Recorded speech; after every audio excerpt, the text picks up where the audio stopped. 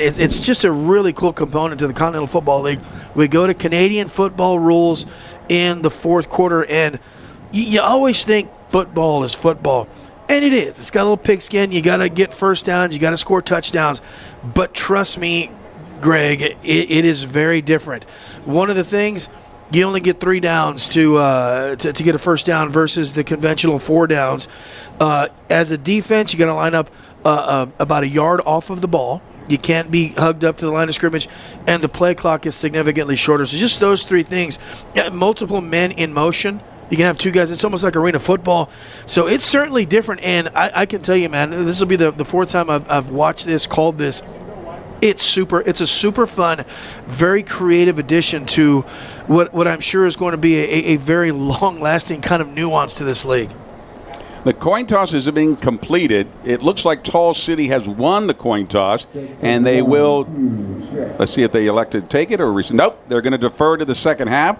So first receiving the opening kickoff will be the Texas Syndicate. They'll defend the goal at the south end of the end zone. And it's interesting because the co-founder tonight of the Continental Football League, or I should say the founder as well, Manny Matsakis is with us, and he was the one actually operating the coin toss tonight. Yeah, Mr. Matsakis is here, and hopefully we'll be able to get him up here and have a chat with him, talk about the league, and the first of anything, Greg, is just kind of it's cool in all facets. Even the rough and tumble parts, I think, are cool, because what that allows you to do is it allows you to grow. It allows you to improve on what you're doing.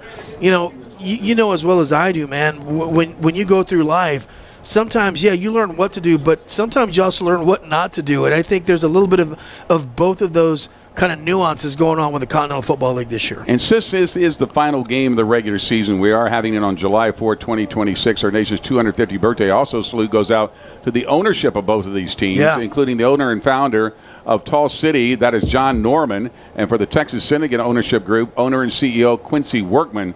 So for all their hard work at getting these teams together in a very short period of time, and in fact, if you remember correctly, Gabe, Texas Syndicate was the first team to actually get involved and actually become the first franchise in the Southern Division. Yeah, and I'll even take it a step further for the Syndicate. Both Quincy Workman and head coach James Champagne are Army vets, and they're guys who serve this country proudly, and everything that they've done shows. And our national anthem.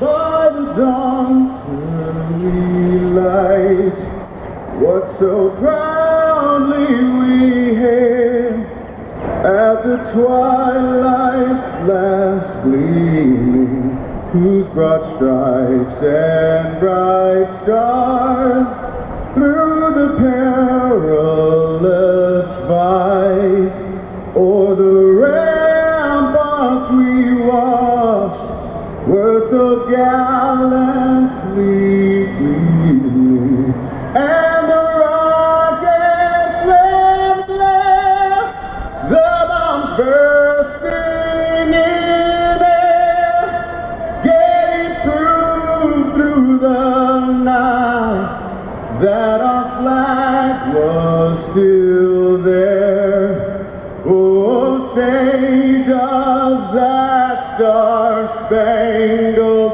banner yet wave o'er the land of the free and the home of the brave. An excellent job of our national anthem on today, our nation's 250th birthday. Thank you for those of you who have stuck with us. We've had some technical difficulties, but we've got them all resolved now thanks to our great Texas sports production crew here in Pflugerville, and happy to have you with us now for this final game of the regular season between Tall City Black Gold and the Texas Syndicate. One thing that will be a factor tonight, we'll be watching, because the health of these players is paramount this evening, will be the weather. We're at partly cloudy, 94 degrees, but the heat index is at 101. The wind is very shallow right now. It's south at 9 miles per hour, and the humidity is 42%. Usually when you see that humidity up around 60 or 70, that's when you start seeing the cramping and the struggles you have. So far, it's been not as high as expected just yet, but the night is still young. My confused look you used to be a sports guy, right? Not a weather. Like, dude, like, why did they even have Steve Brown at K-Set, man? You did that so well. Yeah, the humidity is going to be high. You know, we see you would think you would progressively see less and less cramps and cramping as the season goes on. But when you have this type of humidity, fortunately, we do have a bit of a breeze. If you look at the flags out there, they are blowing. And that does help when you're sweating. It kind of cools your body down. But, you know, we talked to some of the folks that deal with some of these health and wellness issues here at the stadium. And trust me when I say this, Greg, we are very well taken care of here at the field. The man back right now to receive the opening kickoff is E.J. Howard. Delivering the opening kick for Tall City will be Eddie Godina, and he does have a leg on him, so be ready for this to possibly go into the end zone. And we are underway in the Continental Football League. It'll be fielded right about the 7-yard line. And here he comes out with the ball, crossing the 30 to 35 to 40. He's got room to run on down the near sideline. He's at the 45 and just steps out of bounds at about the 40-yard line. E.J. Howard. Let's check and make sure I got his number correctly as he was coming down. But if that's the case, he also doubles as their wide receiver, a 52-yard return. Yeah, just great execution at the start of that play on the return. They just ran him out of bounds. I think had he had just another step, maybe another step and a half, Greg, he'd have taken that to the house. All right. It looked like they marked him out at the 40. Let's see where our referee tonight, Mike Martinez, places the ball, and that's exactly where he'll put it. So it sets him up with a 1st down and 10. Great field position to open this game against Tall City. Yeah, fantastic field position. That's a coach's dream. Outside of scoring a touchdown, man, get a good return and get that momentum going on your side. 2 in the backfield to try and help. Man in motion to the right will finish off at the slot position, and they'll hand it off right away. Trey Sanders is their man from Alabama, who picks up a good 5 yards before he's brought down, so it'll be 2nd and 5. Sanders, by the way, 6'1", 210 out of Alabama. Yeah, and you saw right there, Greg, he does a great job of taking the ball and just waiting a split second, not rushing that kind of carry. Watches where the linemen put themselves in a position, and boom, he shoots up 5 yards, 2nd down. William King is the man under, operating out of the shotgun position. Takes the snap again, fakes the handout, goes over the middle, has got a man for the 1st down and then some. And there's a flag at the end of that play. E.J. Howard with the man with reception. The flag is thrown at the 19. It's probably a face mask. It was Davion Robinson, I think, who actually caught that. Those numbers are they're gonna mess with us, man. Haunt me the rest of the night. But Davion Robinson actually is coming over from his tight end position. Yeah. In that case, he's starting in place of Amanje Gamble tonight. Yeah, watch the end of this play. He catches, does a great job. First of all, great job getting rid of that football quickly, and watch how he wraps this thing up. This tells me right now they're going to put a concerted effort on not turning that football over today. All right, the ball's marked at the 10, so it is now 1st and goal on the first possession for the Texas Syndicate, trying to score right out of the gate. I formation. He looked like he's going to hand it off, but King is going to keep it. There was some confusion about where that ball was going to go originally. I think he wanted to hand it off on the right side. Yeah. His running back flared out as if he was going to be a slot receiver, so he just kept it and picked up a couple of yards, didn't want to lose any. Yeah, it looked like he turned left. Running back went right. There was nobody there, and you just try and do what you can to get back to the line of scrimmage. Just a broken play. We'll give him credit for 1, so 2nd down and 9 for King and company.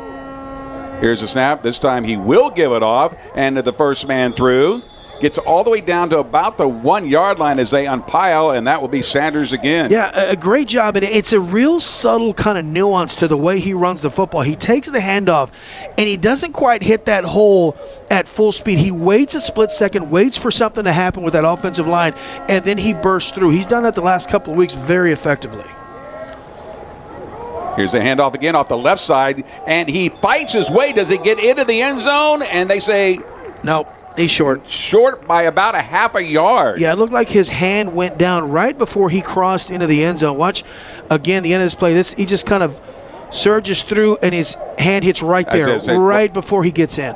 Put his hand out to break his fall or try and get up 1 more little yard. So now we're at 4th down and less than 1 to go. Let's see if they decide to go for it, and they will. Yeah, just give it to 25. I just wouldn't mess with it here.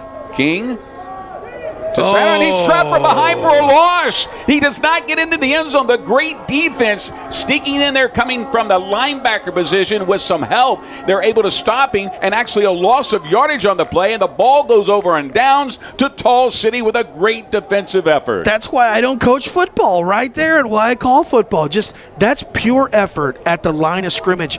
Coming in, number 33, great play by Dominic Oliver, also listed as a tight end, just come in, and that's just a football play, Greg. You know, man on man, and the team in white won. Dominic Oliver was actually a tight end last week. He's now moved to the position here on the defensive line, and boy, did he come in handy. So now they take over possession on the 3-yard line, 1st down and 10 for Tall City after that great defensive stop.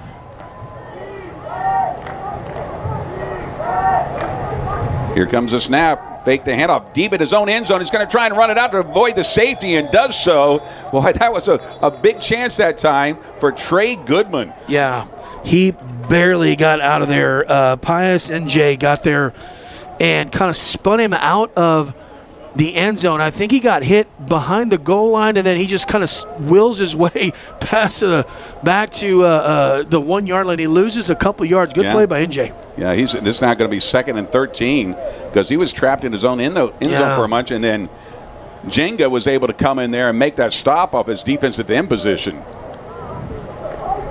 This is a tricky play here. 2nd down. Do you want to throw the ball? Do you want to keep it out? Do you want to give yourself a little bit of room if you have to punt it? Goodman in the backfield. Also Josh Bingsley. Handoff goes to the opposite side. Now he got a man, but not quite enough for the 1st down. Yeah, probably about out to the 7-yard line before he goes out of bounds on the pass. Yeah, he threw that out to Joe Levette. That's a nice play. It gives yourself some breathing room. It gives yourself a chance. You're not kind of backed up to the goal line. They picked up about 4 or 5 yards. Makes it, a manageable 3rd and about 6. Caleb Joe Levette has been their go-to guy at times. So is E.J. Howard. So we'll be working to see how they do on this play. Again, he's faced with a 3rd down, 3rd and long. Call it 7. Goodman, the man under. Man in motion. Now they'll settle for that. The pitch. Trying to cut it back in the inside, but the defense is just too tough, and they're going to drop him for another loss. Yeah, he's not going to get the credited for the tackle, but I want to say that Cole Gustafson shot through the line of scrimmage, and before that play even started, Greg, it was blown up. So Gustafson gets through, and it slowed the running back up, and next thing you know, the guy's there to clean that up. Caleb Jolivet was the man who took the pitch coming back from his wide receiver position, and now he's faced with a 4th down. But watch the leg of this punter coming out of the end zone. He is unbelievable. That is Clark Riedel. Now, he's punting against the wind right now, Greg, so we'll anxious to see. We saw the kickoff. Didn't quite go as far as you and I both thought it was going to go. E.J. Howard is the man back to receive the kick, and it is a boomer again. Drops him all the way back to the 42, but he's got a blocker in front of him trying to cut around. But no, the special teams comes in there and makes a tackle at the 50. Yeah. We owe you a break. We will take one now. You're watching Texas Syndicate Football, United Football Media. Back after this.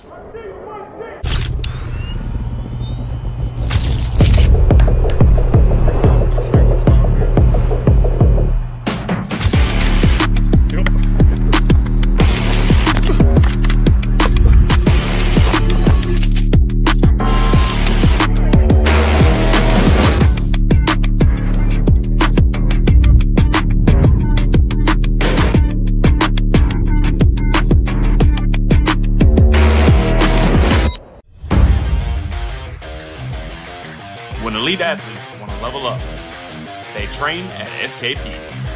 From professional athletes to the next generation, SKP is building stronger, faster, more confident competitors. Whether your child is just starting or chasing the next level, train where the pros train. Join the SKP family today.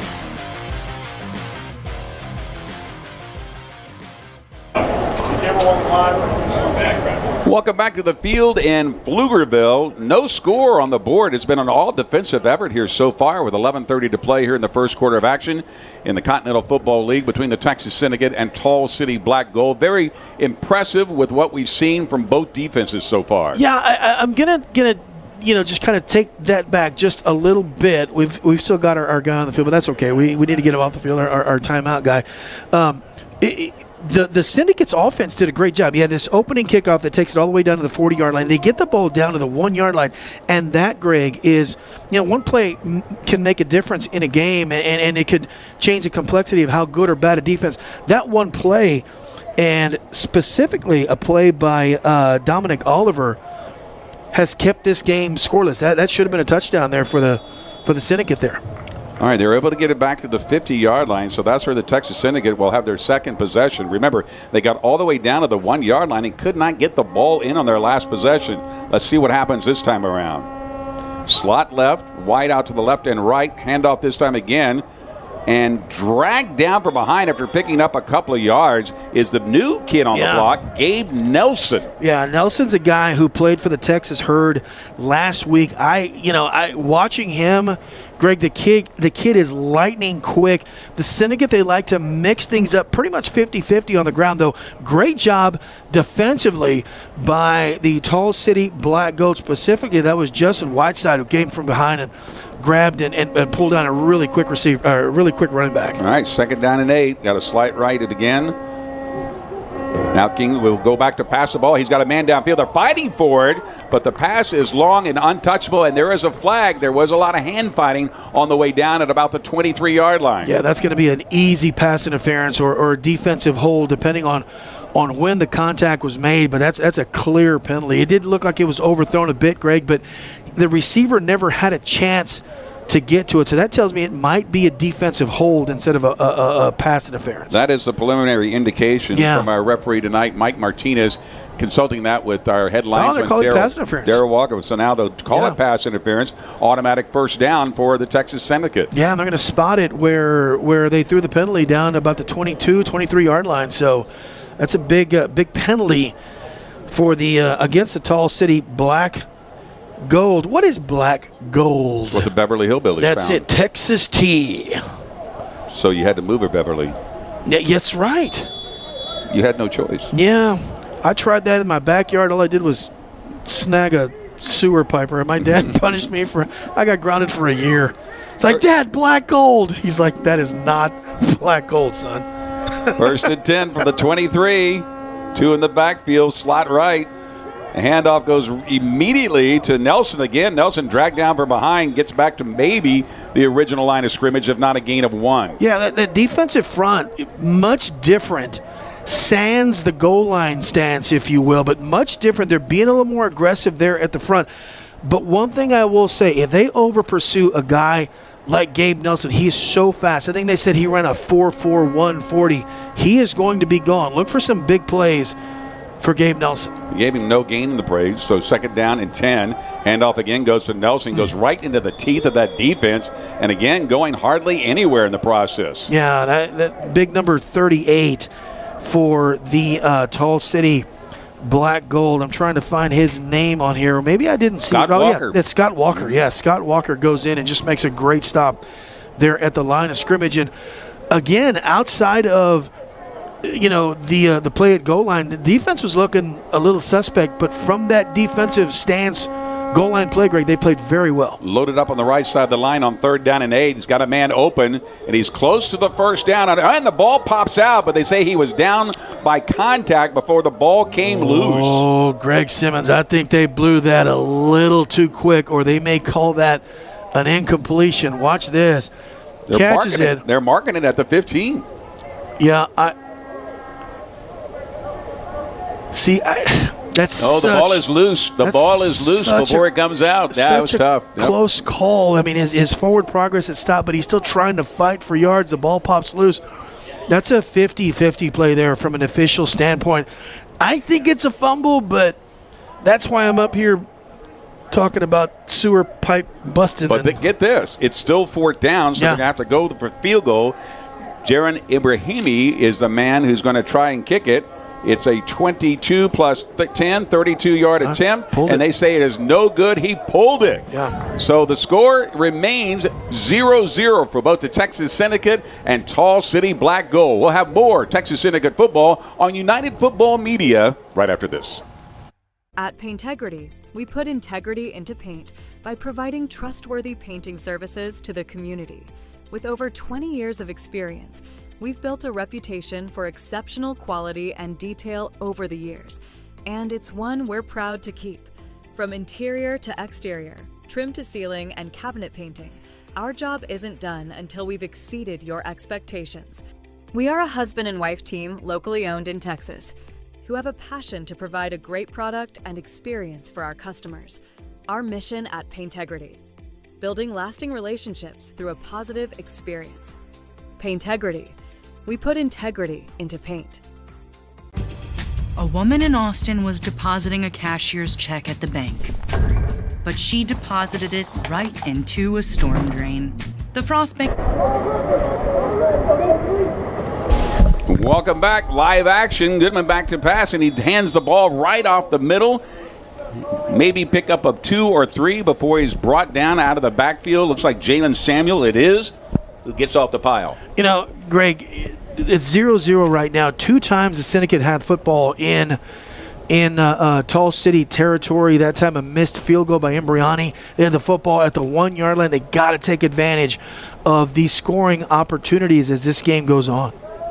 Ball marked at the 22, so 2nd down and 8 now for Tall City, trying to get something going on offense. They've had a very good defensive effort so far in this first quarter.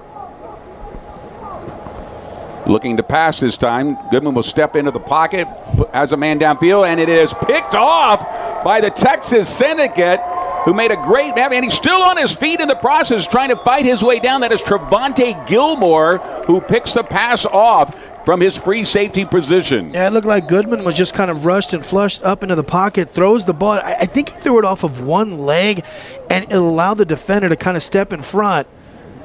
Yeah, see, it looks like he didn't quite have everything behind that, and just a great job of good pass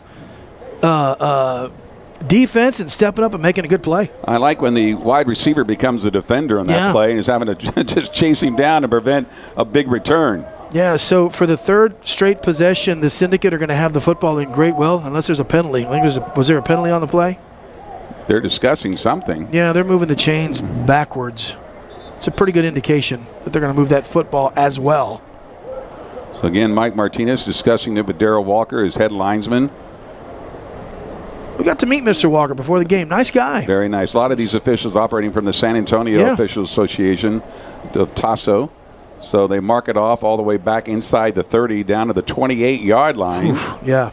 And so that's where the Texas Syndicate will take over after the turnover. Yeah, we didn't see the White Hat give an indication of what that was, but it dropped it back, so it must have been either a block in the back or a hold. So the sun is going to be a factor here on a part of the field. Once you get inside the 35-yard line, Texas Syndicate is looking almost directly into the sun. It's setting in the west. Turns into Cowboy Stadium. Mm-hmm. Handoff right up the middle again. Nice spin move to try and get to some extra help there for the Texas Syndicate. And trying to make a move in there. Yeah, it's Trey Sanders. Trey Sanders trying to bring his number 25 to light. Yeah, and right there is the difference between Sanders and Gabe Nelson, both incredibly talented running backs, but Nelson's not quite ready to see how that offensive line blocks for him. Sanders has been there all year long and saw where that seam was, and he ended up picking up 8 good yards. Yeah, 2nd down and 2 now. Operating from the 35. He's got a man open, but unfortunately he overthrows him in the process. The defender did a good job of keeping that wide receiver, the intended wide receiver, from making his route a little bit longer, so they'll be faced with a 3rd down now. Yeah, he was trying to get that to Dorsey, and Dorsey just great coverage by Tall City, and it looked like Hunt was under a little pressure there. You know, when he gets rid of the ball quickly, these guys have all kinds of success. He's an excellent underneath passer. When, you know, he waits a little too long sometimes, that's kind of one of the knocks on him. What is that sound? There's a snap. King just forces it right over the middle, has a man cutting across, and lowers the boom to get some extra yards in the process. He's very angry with himself because he thought he could get a little bit more out of that. Dorsey. And that is Dorsey. Yeah. Jaquan Dorsey, who also doubles as the backup quarterback. Yeah, again, right there, right on cue. He got rid of that football quickly to a crossing Dorsey receiver. When Hunt gets that football out of his hands and he doesn't kind of hang on to it, look for something big, great things happen for the Syndicate offense. 1st and 10 now at midfield at the 50-yard line. King is the man under. Sanders takes the handoff, and he is swallowed up as he gets back to the original line of scrimmage. Yeah, that time Will Green said, if you hesitate, I'm going to come get you this time. So on that play, Sanders did hesitate a little bit, try to find a seam, and big, number 52, Will Green said, no, senor. He's 6'5", 295 pounds out of the University of Nevada. That's a dude right there, my friend. So we're back at the 50-yard line. He's lucky to get that. 2nd and 10 for Texas Syndicate. Sanders in the backfield along with King. Slot left, slot right. King going to throw again. He's got a man at the 45. He's got the reception made. Fights his way for a few extra yardage in the process. Yeah, I think that was number 26 who caught that. Was that Ivan Thomas? Yeah. Ivan Thomas coming in there. He's having to start tonight because they lost Marcellus Johnson and DeJuan Bell for this game. Yeah, I hate my broken record, but that's actually King III. When King gets rid of the football quickly, he's so effective and does a good job of hitting his receivers. Not only hitting his receivers, but giving those guys some room in that open field to make some yards after the catch. 3rd and 3 at the 43. King back to pass, rolling to his right. And he's going to keep it on this play. Picks up the first down and then some. Cuts back to the outside, down to the 31 before he's finally brought down. But he picks up the first down on his legs. Yeah, I like 95% of that play. Great outcome, but you've already got Jeremy Hunt, your other quarterback, out because of a hand injury. So I'd like to see him maybe slide. He got the first down, Greg. I know you're trying to get a few more yards, but I would feel more comfortable if he took a slide. And, if you get 2 less yards, you still get the first down. And that was a 12-yard carry. Coming into this game, he only had 4 carries for 11 yards. So he's outdone that on 1 carry in this game. Yeah, King is he's a very good football player. I mean, a really good quarterback, runs this offense incredibly well. From the 31, the handoff again that goes to Sanders, trying to cut around, trying to weave his way in. Knocked around like a pinball at the 25-yard line, but hangs on to that football. Yeah, and I'll tell you what, Will Green, I don't think he's going to get credited for the tackle, but he slowed that play up just enough. I think if Sanders gets away from Green right there, I think he picks up a huge game. But Green, big, strong kid, slows him up just enough to let the other guys come out and make that tackle. All right, 2nd down and 3. The ball is at the 25-yard line.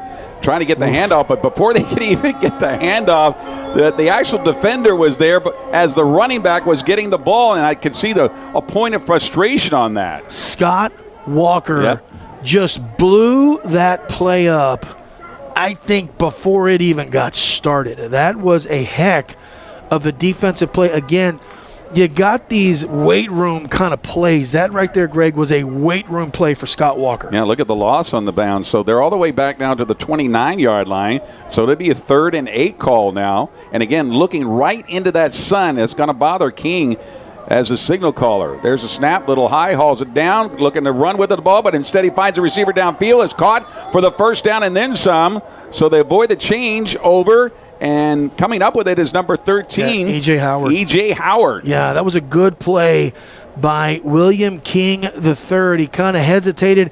He thought about taking it up and running. I don't know that he gets a first down if he does that, so he does an excellent job of getting rid of that football to Howard.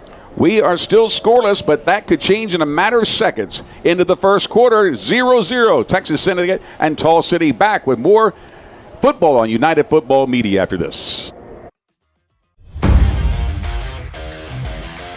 When elite athletes want to level up, they train at SKP. From professional athletes to the next generation, SKP is building stronger, faster, more confident competitors. Whether your child is just starting or chasing the next level, train where the pros train. Join the SKP family today.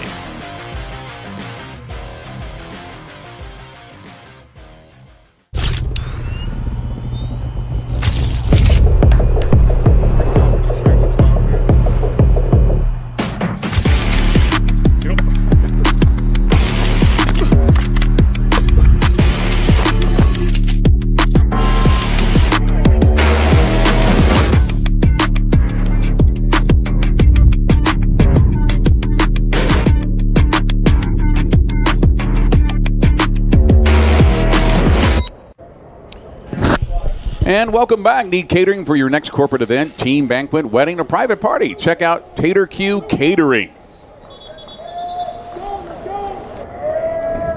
Sorry about that. So far, this has been a defensive battle, but we've seen flashes of great offense. Yeah. As we change sides, and our officials tonight, Mike Martinez, Clayton Williams, Daryl Parker, and Daniel Brown doing a fantastic job on this July 4th. Happy Independence Day to all of our viewers out there.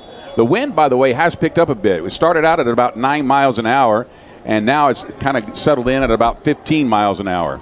Is it miles an hour or is it knots? Well, if for you're wind? a pilot, you're knots. For the rest of the human world, miles per hour. I got news for you. If you're Gabe Farias, you're nuts. You know what I'm saying? Yeah, there you go. Well done, my friend. How about total offensive yards in that first half? 124. Looking to try and pitch. He does around the corner, so it'll be a reverse. And in reverse, coming into the end zone and stopped short at the 2-yard line. Yeah. How about that? Number 7, Jaquan Dorsey, making the end around and does a great job with the 11th play of this series so far. Thank God he didn't throw. He was looking to throw that football. The lefty just tucked it up, saw that he had yards, put his lowers his shoulder, and ends up getting it inside the 5-yard line. Again, Greg, I hate to sound like a broke record. The Syndicate, they got to take advantage of these opportunities. All right, because the ball is marked at the 2-yard line, so it's first and goal for the Texas Syndicate, trying to draw first blood in this contest to decide who gets second place in the Continental Football League this season. Yeah, and this is where execution has to happen. In that last series inside the 10, they had one broken up play, and that kind of cost him a down that cost him that series.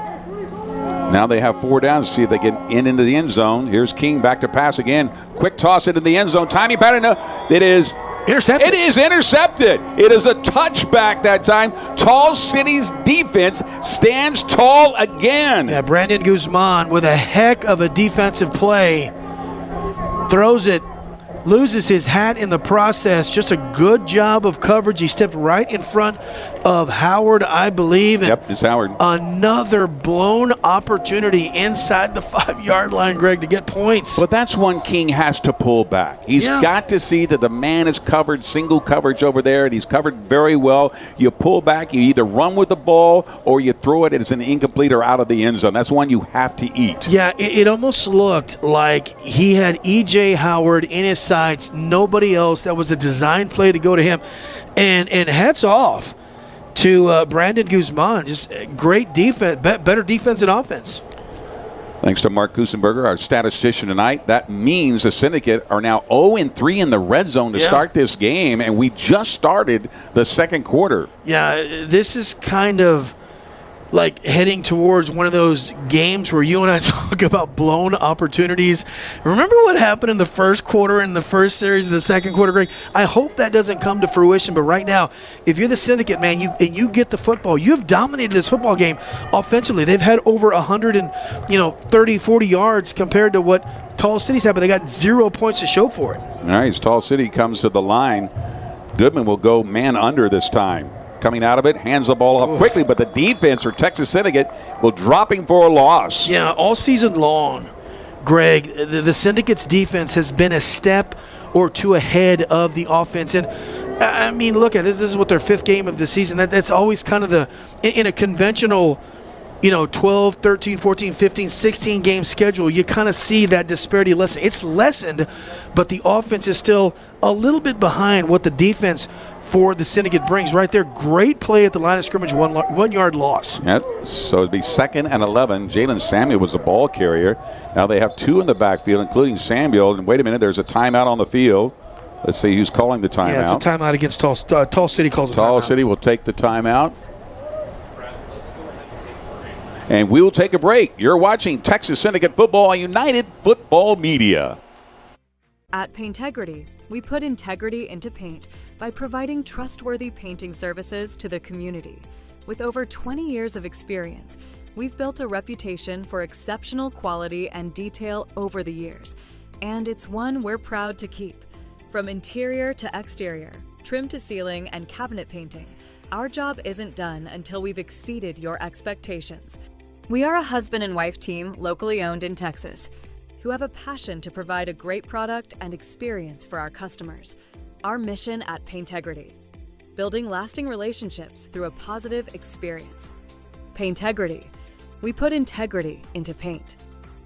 At Southwest Homes, we build your dream home your way. Listen to how our customers feel about their new Southwest home. The value, the quality that we received in this house, we got more than what we paid for. Ask about our zero payment, zero interest construction loan that makes it easier to live your dream. It was a lot less stressful. We weren't paying on something that we hadn't got yet. Got land? Let's build. Go to yourswh.com to browse our huge selection of floor plans. As they break the line of scrimmage, second down and 11 for Tall City. They're operating from their own 24-yard line. Long snap count showing, I think that was a broken play. They were expecting him to come off the left side that time. Trey Goodman had to eat it and run with it, but does pick up some extra yards. And you take a look at this coming into that play. The Syndicate has 12 minutes and 8 seconds of possession compared to the goal 4 minutes. And total offense, Syndicate 139 yards. You can add a few right there to the goal, just 8 yards. Yeah, that's called making chicken salad right there, my friend, because there was nothing there. An excellent athletic play after the blown-up play by Goodman to turn that corner and get a couple yards. So now it's 3rd and 7. The sun is setting, so kind of taking it out. But still, if you get down inside that 30 and trying to look back, you're going to battle that sun if they go for a long pass now. Goodwin is a man under, looking over the middle, is getting pressure from the right side, delivers the ball, but way short of where he wanted to go with that because the defense was literally on top of the intended receiver, who did a great job of bringing down that ball in the process. And that was big number 33 who came in there at the last second. Looks like he's operating from almost a fullback position in the process, and that was Dominique Oliver. Yeah, I want to say the quarterback took a little too much time. That was a good one. Just, again, you got to get rid of that football. This defense for the Syndicate is playing very well. One of the adjustments the Syndicate made early in the season, getting rid of the football quickly. Watch for an adjustment by Trey Goodman to get rid of that football a little quickly as that pressure's getting to him quickly. And again, here's where the sun kind of comes into play on a punt, because they have a very good punter in Clark Riedel, and Riedel can really boom these kicks. And the kick returner right now is all the way back to the 25-yard line with that sun hitting right on the right side. Yeah, folks, with the wind at his back, watch where this football goes. And he keeps backing up, by the way. He's now inside the 20-yard line. Watch this kick. It didn't get all of it like he thought he would, but it's going to take a roll for the Tall City down inside the 20. Dangerous part here, because you don't want to kind of play up and try and get the ball. Get away from it. Not with the special teams that close, so that's where they'll take possession. They'll mark it down inside the 20 at about the 17-yard line.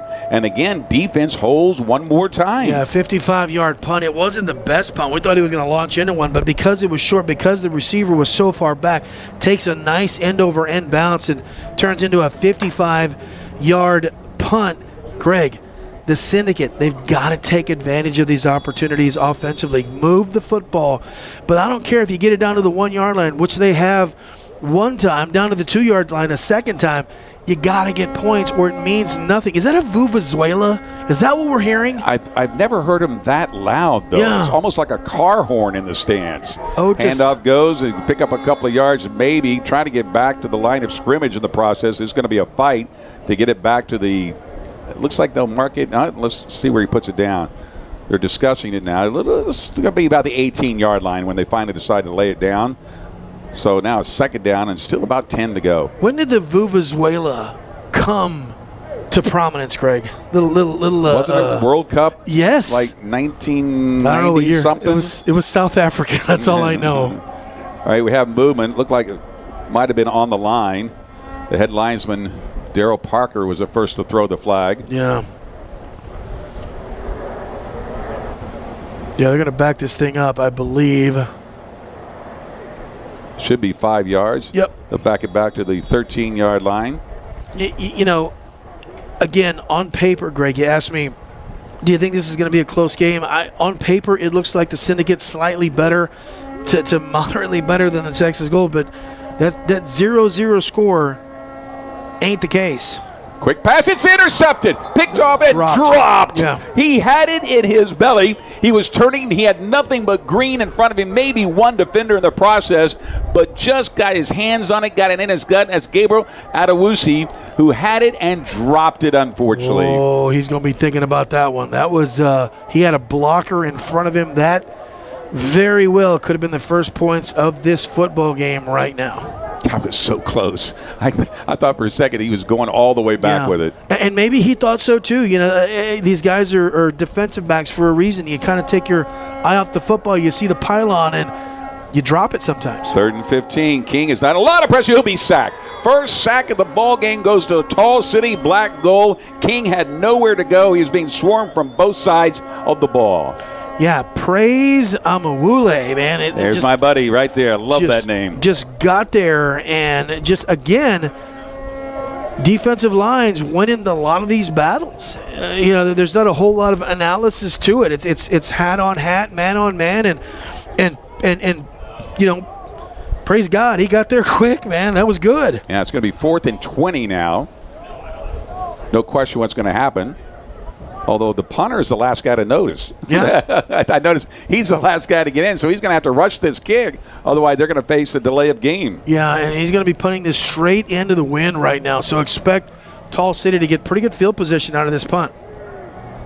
Deep back to receive is Caleb Jolivet. Here comes the kick. Here comes Jolivet. He's pointing, so that means it's way short. It falls past the 30, luckily, but only up to the 37-yard line. So that was a very poor kick on the part of their punter. So as a result, when they take over, they have excellent field position to try and get some first points on the board. Yeah, Greg, I think he just kind of muffed it. I think he just missed the ball altogether. It looked like he was trying to lay into that thing and just kind of didn't quite get all of it, and it caused that weird end over end thing, kind of checked up, and Tall City has their best field position of the game. Yeah, and this is a key for Tall City because they've been on their heels most of this game, backed up against their own red zone, and they've come up with some great turnovers and some great stops, but now they have to turn that into points on the offensive end. Well, this is where you want your defense to step up right now. That defense that I talked about, how advanced they are, they need to step up and make a play here. Slot right. Goodman in there.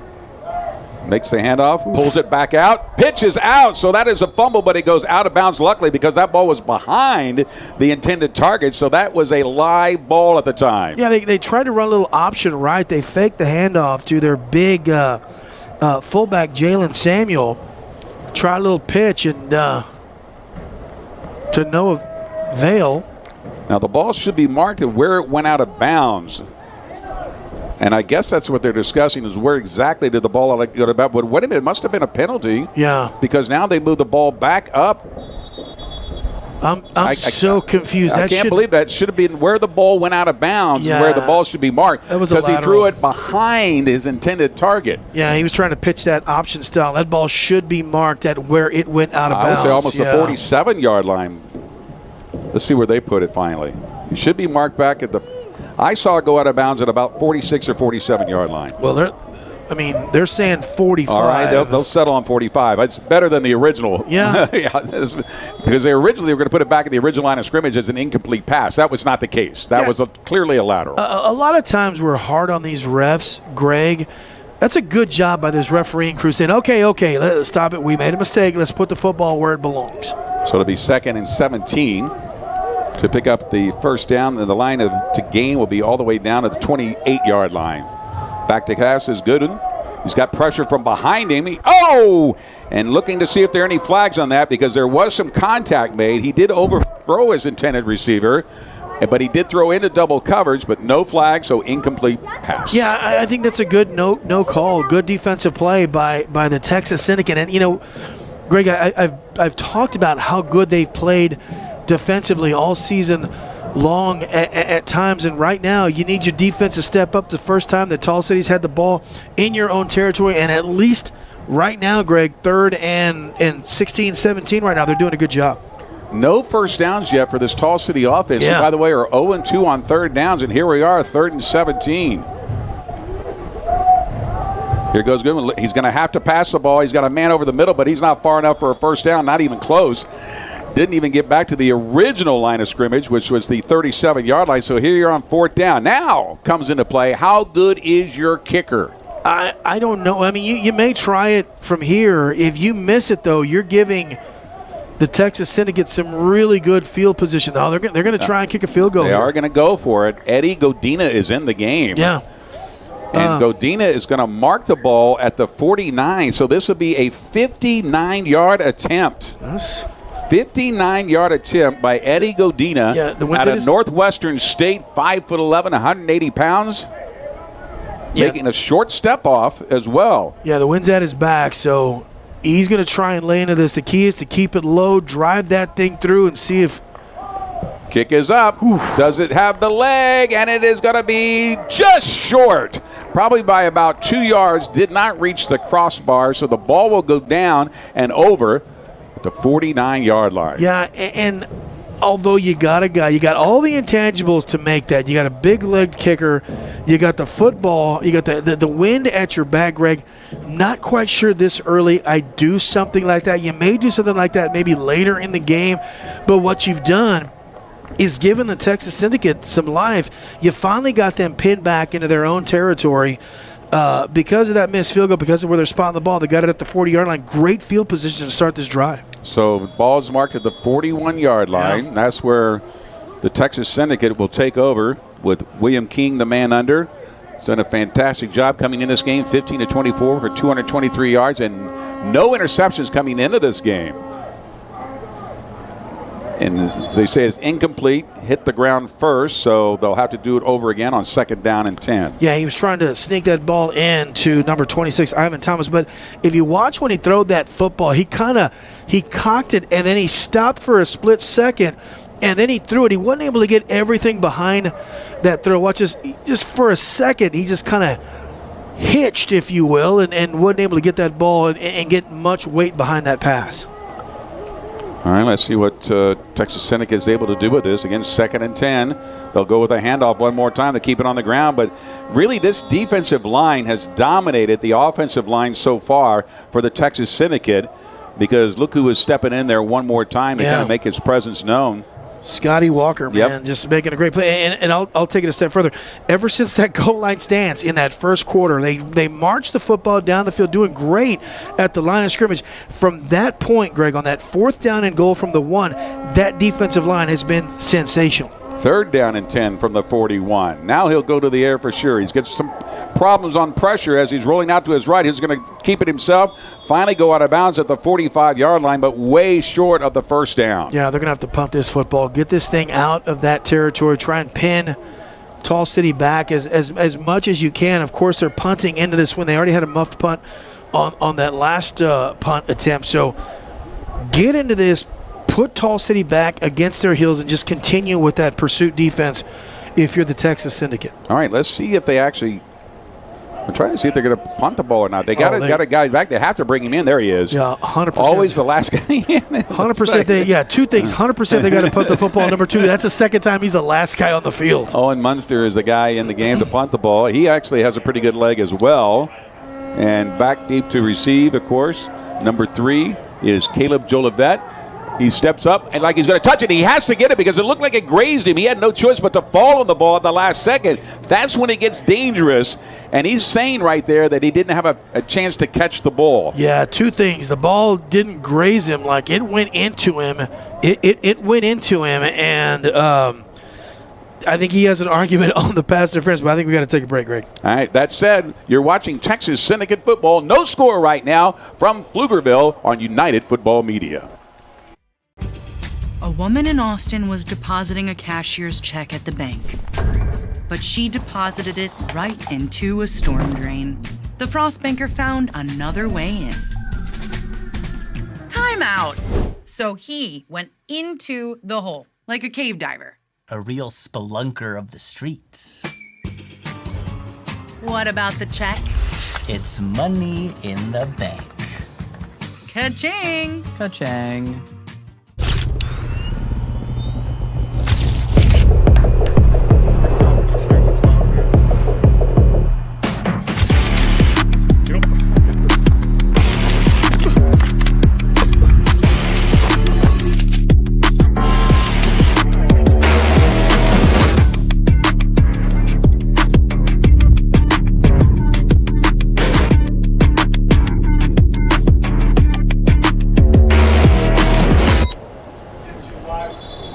you know, Gabe, that every Wednesday from 11 a.m. until close, it's Dollar Wing Wednesday at Tater Q? What? We need to make a special trip on a Wednesday, my friend. I am ready. Let's The go. ball is marked at the 25-yard line. 1st and 10. Tall City trying to be the first team to get something on the board. By the way, there's a 30-yard punt, 2-yard return, because almost broke loose on that reception. Yeah, and almost a dodged bullet there for Tall City as that ball bounced into the return man, and it was could have been a turnover. Operating out of the eye, Goodman finds his man. Oh, and it's in and out of the arms of E.J. Howard. Yeah, and the reason that it was in and out of the arms of E.J. Howard was great coverage on the play by the Texas Syndicate. Also, good pursuit at the line of scrimmage. Oh, we got a hold. There is a flag on the play. That will be for a hold, just to be sure. It was Lecubiante, my fault, Gonzalez on that reception for Tall City. Yeah.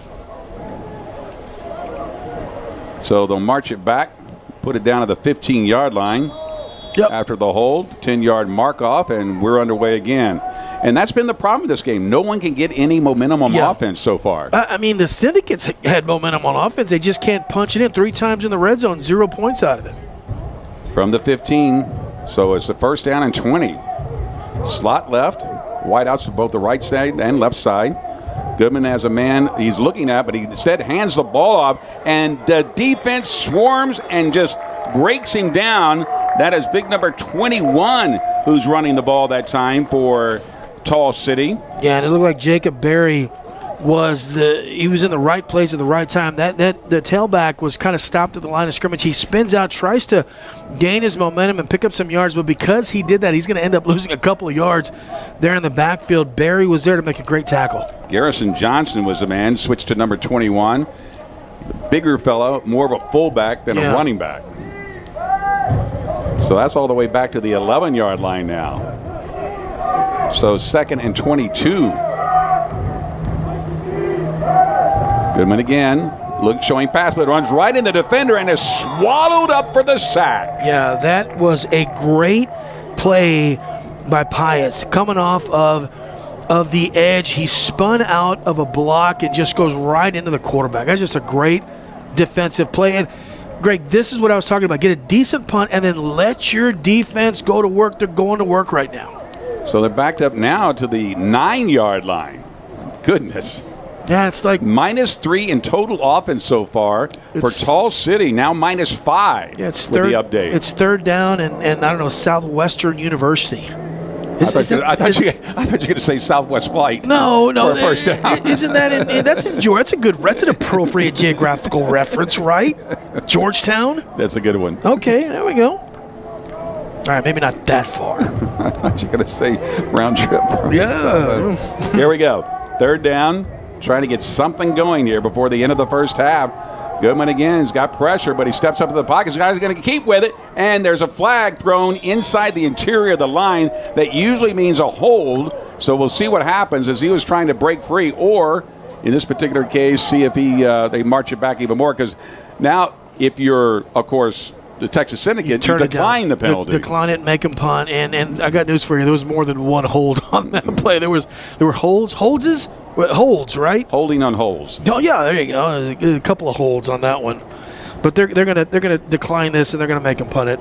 Yeah, right now, clock is more important than making them run another play inside the 5-yard line. Greg, there's 3 minutes 25 seconds left in a first half that has flown by the way. Because it's still. See, I don't know what they're... In the spirit of World Cup soccer... Now they're marking it at the 19-yard line. Yeah, in the spirit of World Cup soccer, it is 0-0 right now. Okay, how about that? Well, no matter where they mark the ball, it's still 4th down and long. And in this case, it'd be 4th down and 15. And it's still 0-0, Greg. So they say they declined the penalty, so obviously that was going to be the case no matter what. Yeah. Zero chance that they took that penalty. The play, forcing them back inside the 5 is not worth the time that they're going to get by making a punt now. Let's see what Clark Riedel's able to do with this kick, because he does have a leg, and it's a pretty good boomer. Hits about the 38-yard line, takes a nice bounce, and he'll just have enough momentum to carry it out of bounds. E.J. Howard does, and that's where they take possession with just over 3 minutes left to play in this first half. Is that a 65-yard punt? 61-yard punt. You're exactly right. 61-yard punt. Wow. You know, we think he's gonna just lay into it and hit this monster bomb. His leg is so strong. He gets it just high enough to catch that breeze that's going. It's an end over end kick. And once it hits, he keeps it away from the defender, from the return guy. That thing just takes off like a rocket. Can't imagine he doesn't get an invite into some camp, either Yeah. at CFL or NFL camp. And the beauty about doing these broadcasts on this particular network on YouTube is that a lot of people get to see their progress They're gonna get a throughout look. the season. They get looks all over the country and all over North America. And in some cases, we have people who are fans in Italy. Yeah, so they definitely get a look. There's a lot of players on both of these teams that can get looks. 1st and 10 at the 19 for the Texas Syndicate. The handoff again. They're staying away from the pass a lot, trying to get some ground game going. And again, that is Sanders. Trey Sanders, number 25, trying to make something work here. But again, clock is not their friend right now because they're down to 2:45 to play. Just 44 seconds left before the 2-minute warning. Yeah, plenty of time. But I love Sanders when, again, he's patient, sees what he has in front of him, finds a seam. That's 12 yards right there. That's a great running play. All right, so again, the down marker is at first down. They made it all the way up to the 32. Here's the snap. He's got trouble again because he's got pressure from everybody, and he gets knocked out of bounds short of the 30 at the 29-yard line, but he goes out of bounds, and that will stop the clock with 2:15. No, the clock is still rolling. No, it looked like he stopped it. The guy there called for the game. I mean, maybe they're saying that he stopped and was pushed out of bounds instead of going out of bounds by himself. I thought that clock should have stopped. Should stop at the 2-minute mark, which it has. That is our 2-minute warning. There is no score in this ball game. No score between Texas Syndicate and Tall City Black Gold. Back with more football. You're watching Texas Syndicate football on United Football Media.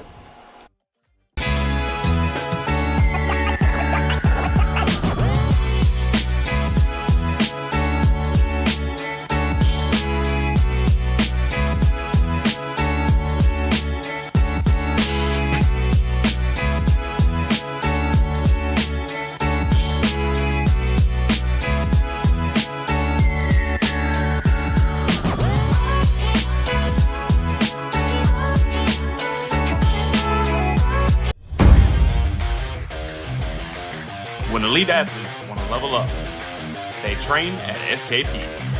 From professional athletes to the next generation, SKP is building stronger, faster, more confident competitors. Whether your child is just starting or chasing the next level, train where the pros train. Join the SKP family today.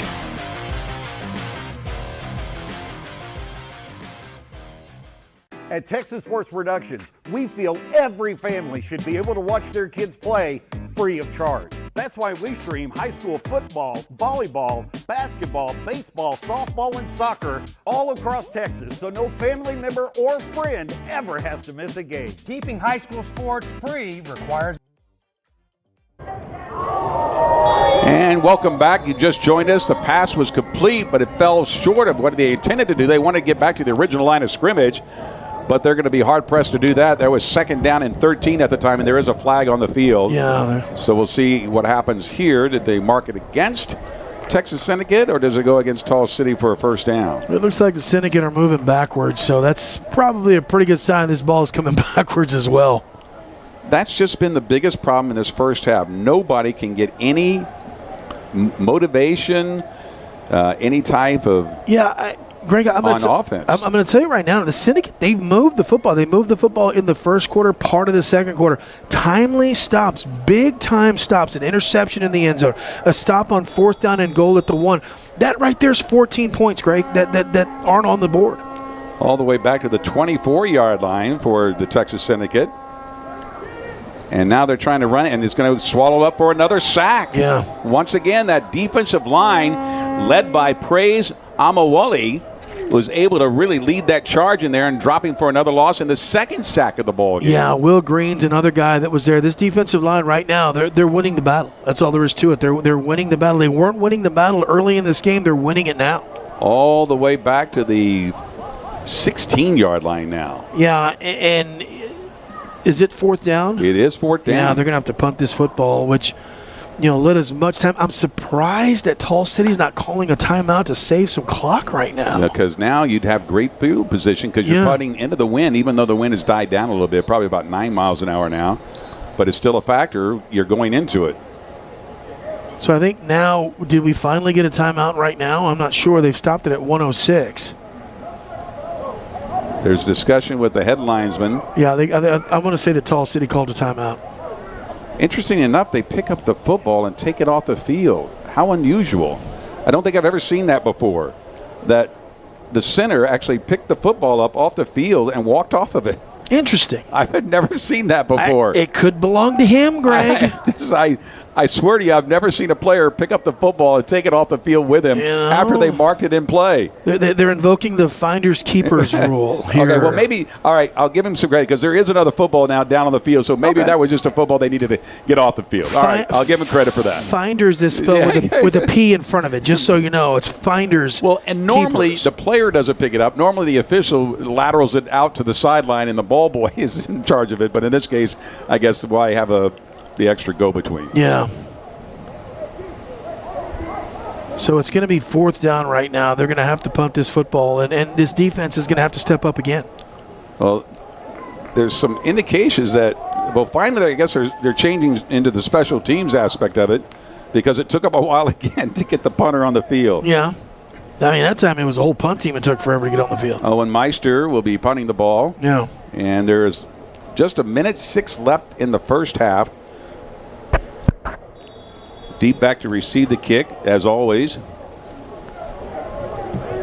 is Caleb Jolivet. Yeah. Tall City may have left a little too much of that clock roll off the board. Here's the boot. It's going to be short. He's going to have to let it bounce around the 45 before they finally down it. And that's where they take possession in less than a minute to play in this first half. Like you say, it's just interesting they didn't use a timeout there. Yeah. Because that was only a 28-yard punt. Yeah, Greg, they could have called a timeout 30 seconds ago, and you got another 30 seconds on the clock, so you factor that in. Will that cost them points? I don't know. What I do know is they've got a kicker with a big leg.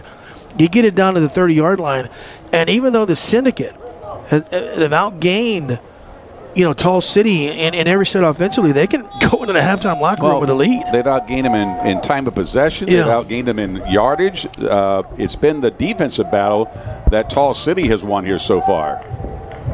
So at the 45, 1st and 10, less than a minute to play, first half, looking for our first score of the ball game if you just joined us. Back to pass, in and out of the hands, incomplete, drops it. Yeah, they had a new quarterback in the game there. It was Jalen Parker who kind of stuck in, Well, I think they're trying to get something going on passing, and they're of the opinion at this point that maybe Jalen Parker has a better arm going forward, or at least willing to give him a shot with just a few seconds left in this first half. Yeah, really, you just need to get about 10, comfortably 15 yards to give your kicker a really legitimate shot. 2nd and 10, Parker in the game now for Goodman. He's got a man. He throws it behind his intended receiver. Quarterback to quarterback. And that was Trey Goodman who had come in there and actually switched to a wide receiver position, which he played at UTEP, by the way. Okay. Yeah, so right now this is a big play for the Texas Syndicate. Really a big couple of plays. It's 3rd down, going to be 4th down. You want to keep them, don't give up 5 yards. I think 5 yards, and that's where Tall City will think that they've got a legitimate shot at making a field goal. I think right now they're just a hair out of field goal range. All right, Parker's still the man under. Big body in the backfield to block for him. He's looking way downfield, and he is going to overthrow his intended receiver, which was Goodman again. And I don't see any flags thrown in the process, even though they were asking for one. Was there a flag on the field? There is a flag, I'm told. Yeah. There was some contact. It is, right back at the 9-yard line. So that was some contact, and Goodman himself was asking for the flag as well. So let's see if they give it to him. They do give him the flag, but let's see what the call is. Mike Martinez is going to walk out. Yeah, if it's pass interference, then they're going to mark it where the ball is, right? Yeah, if it's holding, if it's defensive holding, then that's a whole different ball game. But if it is pass interference and they mark this thing down inside the 10-yard line, that gives Tall City an excellent chance at trying to get 6 instead of 3 right now, 7 instead of 3. Mike Martinez is having a discussion with his officiating crew to basically find out where we're going to put the ball. The indication is it's going to move downfield. He's pointing towards the end zone to the north. And again, that discussion continues right now between Mike Martinez and Daryl Parker, the head linesman, as he starts to mark it off. And still, I don't see any indication from Martinez, but it's going to be. It won't be pass interference. I can tell you that right now, because the ball's going to be marked at the 30-yard line. Big difference from defensive pass interference to defensive hold on that. About 20-yard difference. Still, though. But it is a first down. It is at the 30, and there are 39 seconds remaining in this first half. Yeah, they're in field goal range for sure. And so, once again, backup quarterback in, fires it over the middle, too high. Luckily, it was not picked off, so it just falls incomplete. Somebody did get a hand on it as it went across the middle. I mean, this is going to sound odd. If I'm Tall City, you got a timeout remaining, you got a big leg kicker, I'd keep it on the ground. Don't risk throwing the ball away and give your and blow a chance at putting points on the board. I think you got a big leg kicker right now. You keep it on the ground right now. And interesting enough, that penalty gave Tall City their first down of the game. Man. 2nd and 10 from the 30. Got a man open, completed, knocked him out of bounds, should stop the clock.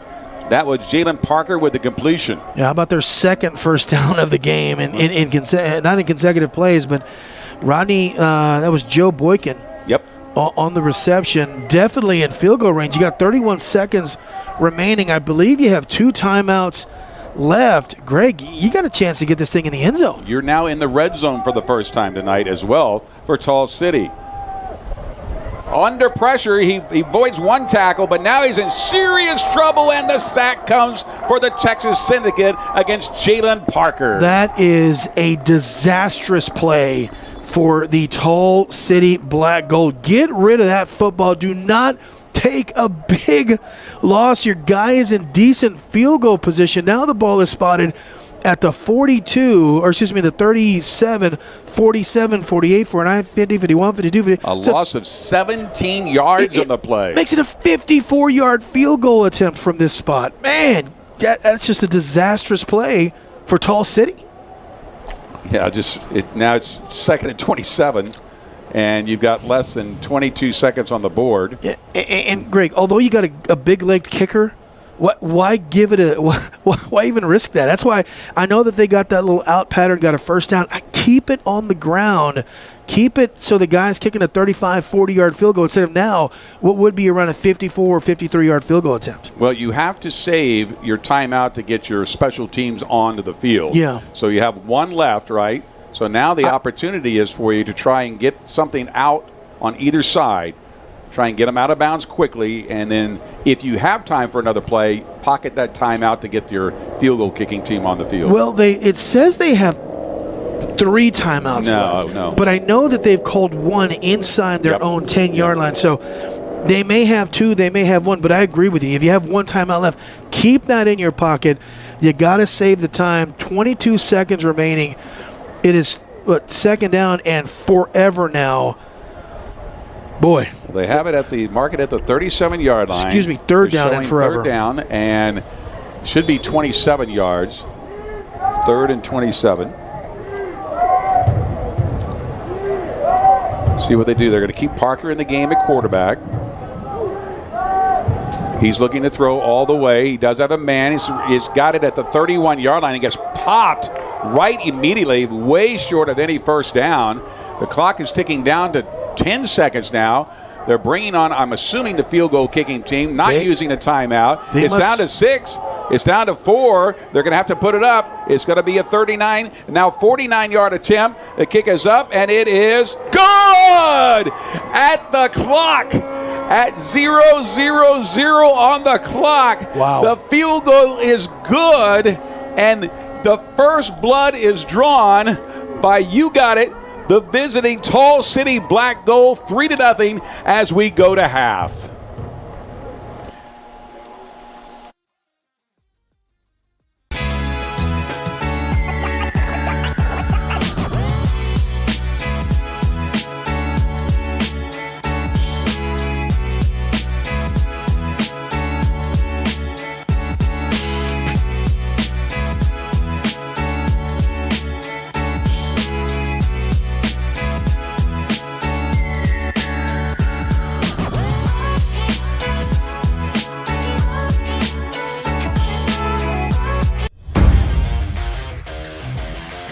When elite athletes want to level up, they train at SKP. From professional athletes to the next generation, SKP is building stronger, faster, more confident competitors. Whether your child is just starting or chasing the next level, train where the pros train. Join the SKP family today.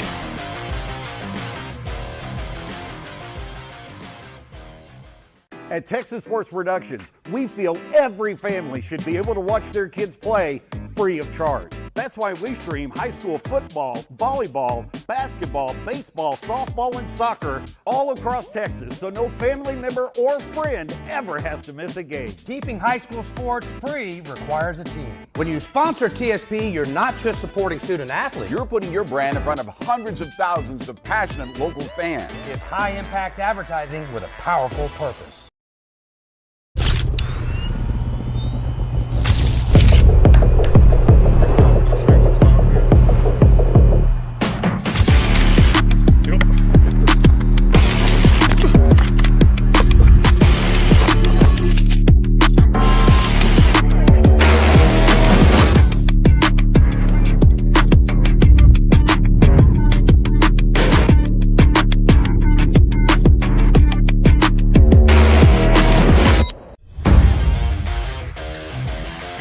When elite athletes want to level up, they train at SKP.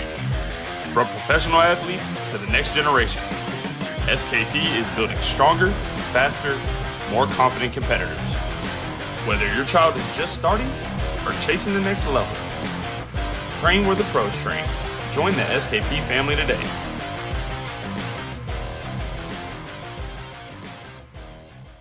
The best high school football coverage can only be found on Texas Sports Productions, on the app, streaming, and on TV. Your favorite high school sports only on Texas Sports Productions, each and every week for free.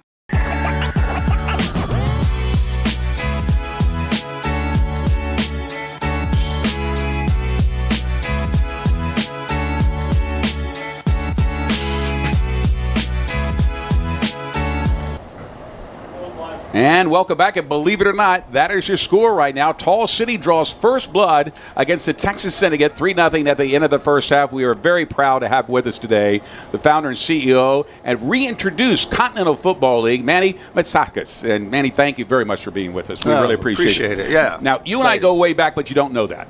Well, I just found out. Is that when you were at Texas State, yeah, and they actually were Southwest Texas when you took over. Yeah, when I got the job, I left Lubbock to come there. And you were a head coach. Now, what happened in that summer before the fall season began? How it got changed? Yeah, exactly. So right when I got there, the student body president says, we need to get a name that's, we want to move up in this. And we're like, I think we're maybe, Texas State was like the 4th largest school in the state of Texas by, literally population, student body. Mm-hmm. So we had all the metrics. The alumni hated it because of SWT, and it was more of a teacher school back then. Sure. And now, so I come in. I actually remember being in Austin, going up and talking to the people at the Capitol about it and pitching it, because to me at that point I was thinking, like, man, I really felt like Texas State could be a Division I program, major.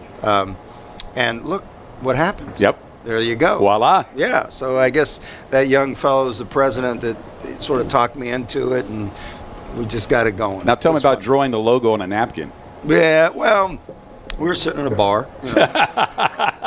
You and Herb Kelleher, right? Every place I've been, I always created a new logo. Mm-hmm. So whatever it was, different colleges and places, and I got that from working with Bill Snyder at Kansas State. And we created the Power Cat, that Kansas State logo, off of the Iowa Hawkeye, because Coach Snyder was with Hayden Fry. So that's where we got that.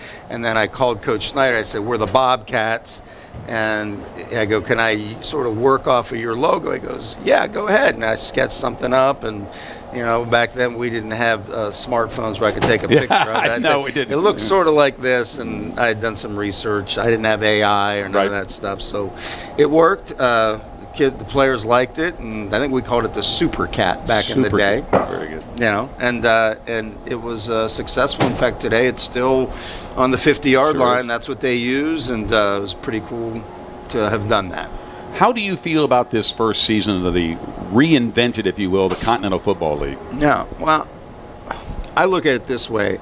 I'm excited about it because we've played, all the teams that played in the league played 15 games total. Sure. So when you look at other leagues that have tried to do this, to get to double-digit games, there's less than a handful ever. And so just doing that tells me that we have proof of concept. Right. And we're already we're making some big moves already last week. I can tell you about it in a second, but it's drawn attention. I love that it's been named through podcasters the People's League. Sure. Right. And we're going to run with that heavily, get more involved in communities. And I am so excited because there's a lot of really good players out here that need that exposure. And we're already, like the Syndicate had, yesterday I was with Quincy, and Sure. they got a call about their corner going to the Ottawa Red Blacks for a tryout, right, for a workout. So, and then the Toros have had a bunch of guys. Sure. I have a bunch too, a couple guys I sent here to the Tall City, a couple linemen. They really did a good job with that. So I think it's, I'm excited about, I think there is a level that we have, and I guess what keeps going in my mind about this league is I want to own outdoor summertime football. That said, where do you see this league going in just this next year? And I think you kind of hinted at it a little bit. What are those preparations now being done to prepare for that? Yeah, well, right now, last week we just, it'll be in the newsletter next week, so people should go to CoFLfootball.com because every week we have a newsletter that goes out and it lets people know there's going to be a lot more coming. But I was in Indianapolis for the week. And, Indianapolis is Sports City, USA. There's a lot of good stuff going on up there. And after meeting with the head of the Teamsters Union, the IBW up there, and some other major corporations just on the front end, the Continental Football League headquarters will be in Indianapolis. So there you go. That's news, breaking news right there. Done deal. We already have an office set up and everything there, and we'll be announcing soon the next team joining. It'll be in the north. Very good. And then right now, I guess when you ask the question, what do I see for 2027? Ideally, I want 4 stable teams in the south, 4 stable teams in the north, announced early fall. Is what I was so I've got right now double digits of cities that are contacting me to have conversations because they want to do what we've already started doing. It's just vetting the owners, making sure they're good to go. But the advantage they have that the teams this year did not have is proof of concept. Great video here like you guys are doing, with Texas Sport Production, being able to show them this. When the Toros and the Syndicate and Tall City did this, they had nothing to show. Sure. Really. There's no league. So if you think how far we've come in a short period of time with literally, it's all bootstrapped. Right. It's not like we got some big investor or some billionaire that's funded. This is not being funded that way. So this is all us working together and setting the tone. So I think ideally by the fall, have 8 teams would be perfect. There may be more, but I think that's what we're going to do. And then be able to know the day we'll have the championship game, how many games we're going to play, all that stuff in the fall so people can secure their stadiums and so forth. And how do you put a bow now on this season? You sent out a release earlier today, I believe, or maybe yesterday, yeah. that the Toros had finished with a 5-0 undefeated season. Yeah. This game, basically, if you look at the standings, would be for second place. Would you agree with that in this division overall, or just in this division? Well, honestly, if you look at it that way, the Black Gold has to win by 4 points. All right, because good point. 3 points. That's really what And I talked to John Norman. He actually played for me in Lubbock. Small world. Red Raider, Small world, right? So, I think that's the key there. But look, I look at it this way. We got through this many games, as we talked about. That's exciting. We know what we're going to build on. We're going to standardize a lot of things. You know, since I'm now actually the CEO and doing all this and not running around trying to basically put my finger in a dike is what I was doing a lot. Can I go save this team? Can I go do this and that? It was too much. So now I'm locked in. I'm not going to coach a team. This is what my full-time gig is going to be, which I think will give us an advantage. And we have great owners. Do you name a champion this year? Yeah, the champs are the Toros. Okay. Let's not let's not mince that. In the news, in that newsletter, we name them the champs. The difference is we did not have a Continental Cup to unify it, but you can be champs, right? They are the champions, undefeated and so forth. They weren't undefeated, unscored upon like the Ironmen were last year, so they're pretty decent. I get that. That's only because Stan's in the room, all right? But he was part of that too. So exactly. He's got a hell of a run. If you add you look at his all those how many points, wins, right, and points. Oh my God! I think that's got to be a record. 166 points last year he had. Oh my gosh! Running my offense, and then 200. How many did you have this year? 281. Yeah, so, and how many were you scored on total? 29 points. The only people scored on was because he hired Jerry Glanville. You know, if he'd have hired my DC up there, he wouldn't have given up a point. But we get that. But I'm just messing. Jerry's a wonderful guy. But you know, I think that so definitely Toros are the champions. The Continental Cup is when we unify everything together, and we most likely will play that in July. In 2027. Well, just let me say for all of us who are helping present these games this year, thank you very much for the opportunity. We've completely enjoyed it. I know I've said this to Stan, we've made a lot of old friends, reacquaintances. We've made a lot of new friends, and we've learned a lot, especially when you combine the first 3 quarters with the 4th quarter with CFL rules. And that has been fun to learn as well. Yeah, it'll be good. And I think we're going to have so much fun in the off season visiting and looking. I mean, we're going to look at the broadcast and talk to you guys. Hey, what can we do here and there?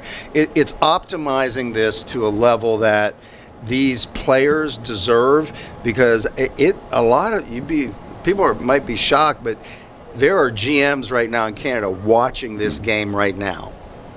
Exactly. Right in the middle of their season. How does a kid get picked up, off the syndicate unless they're watching these games? That's the only way. So they're going there to do that. So we've got some wonderful things in store.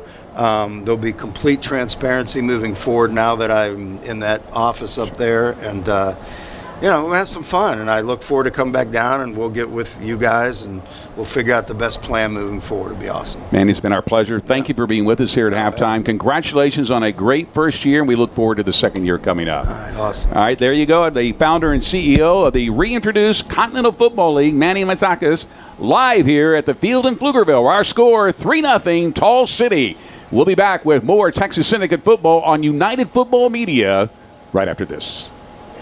At Southwest Homes, we build your dream home your way. Listen to how our customers feel about their new Southwest home. The value, the quality that we received in this house, we got more than what we paid for. Ask about our zero payment, zero interest construction loan that makes it easier to live your dream. It was a lot less stressful. We weren't paying on something that we hadn't got yet. Got land? Let's build. Go to yourswh.com to browse our huge selection of floor plans. A woman in Austin was depositing a cashier's check at the bank, but she deposited it right into a storm drain. The Frost banker found another way in. Time out! So he went into the hole, like a cave diver. A real spelunker of the streets. What about the check? It's money in the bank. Ka-ching! Ka-chang. At Paintegrity, we put integrity into paint by providing trustworthy painting services to the community. With over 20 years of experience, we've built a reputation for exceptional quality and detail over the years, and it's one we're proud to keep. From interior to exterior, trim to ceiling, and cabinet painting, our job isn't done until we've exceeded your expectations. We are a husband and wife team locally owned in Texas, who have a passion to provide a great product and experience for our customers. Our mission at Paintegrity: building lasting relationships through a positive experience. Paintegrity. We put integrity into paint.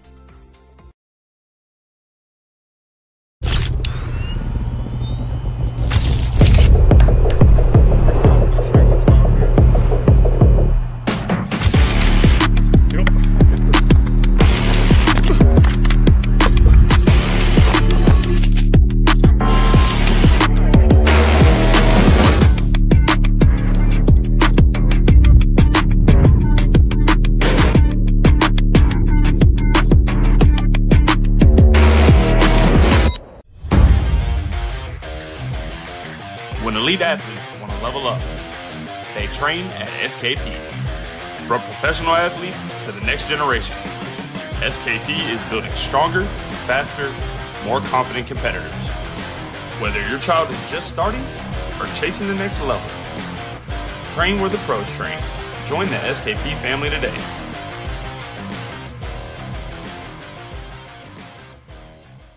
The best high school football coverage can only be found on Texas Sports Productions, on the app, streaming, and on TV.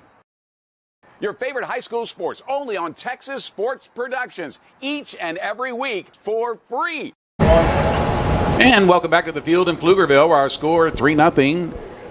Tall City in control, the Texas Syndicate here. And join us now is the Toros head coach and general manager, Sten Bedwell. Sten, first of all, congratulations. You were just declared champions by the co-founder of the league. Appreciate it. Your reaction. You went 5-0. You dominated all of your opponents. You were only scored on twice in the entire regular season. Once was 2 field goals, and the rest was the last game. Yep. So that was it. So a total of how many points you scored? 200 and I don't know, 60 something, 80 something, something in there. All right, and given up maybe 29 points total for the entire season. That says something about the coaching staff, doesn't it? Yeah, and the players. Yeah, I think everybody from ownership to coaching staff to the players, we all worked really hard to achieve the results we got. And it's a shame that things turned out how they did in the north, that we weren't able to have a playoff. Sure. It would have been great to play a team from up there, but hey, Manny says they're fixing what went wrong. They're shoring up what went right, and they're really looking forward to announcing a full schedule in the fall of this year. So that should be. And do we see you returning in your role with the San Antonio Toros? Yeah, that's surely the plan. This year I kind of double dipped, and from January when I took the job up until a few days before training camp, I was living in Tennessee, and I'd come in back and forth if we had an event or something like that. And now the plan is I have some business to take care of back in Tennessee. I'll go back next week, but the plan at the moment is around Thanksgiving to move down to San Antonio and be here full time. All right, Stan. Congratulations on a great season. It's been a pleasure to be a part of it with you and the team, and I look forward to doing it next year with you. Yeah, I appreciate you, brother. All right, man. Thanks again. Appreciate it. Stan Bedwell, the head coach and general manager of the San Antonio Toros, joining us here at halftime. Greg Simmons along with Gabe Padillas here. We're just about ready to start the second half. Just a minute away here with a grueling defensive battle. Who would have thought this would be the score at halftime? 3-0. And that would be Tall City leading the way.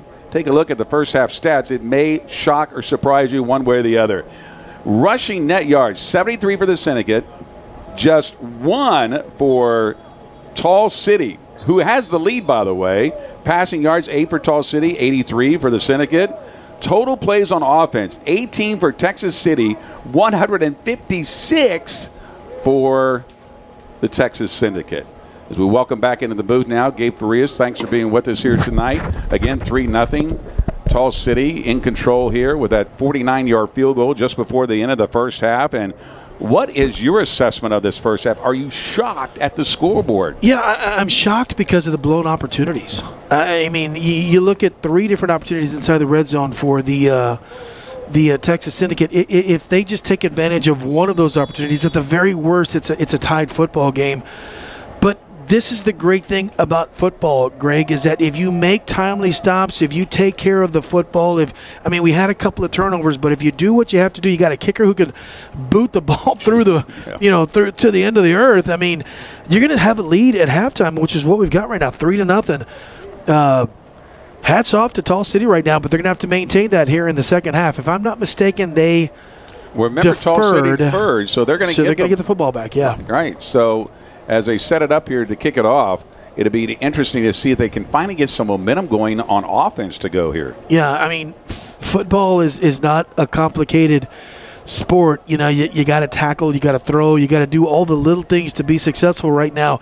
The defense for the Texas Syndicate played very well in that first half, sans that last little end of the first half. I mean, it's not how you start, man. It's how you finish. And, you know, right now, Tall City, I think they picked up all of their first downs offensively in that last drive in the first half. Laquaviante Gonzalez and Caleb Jolivet are the men back to receive the opening kickoff. Breaks free from one tackle all the way down to the 31 before he's brought down.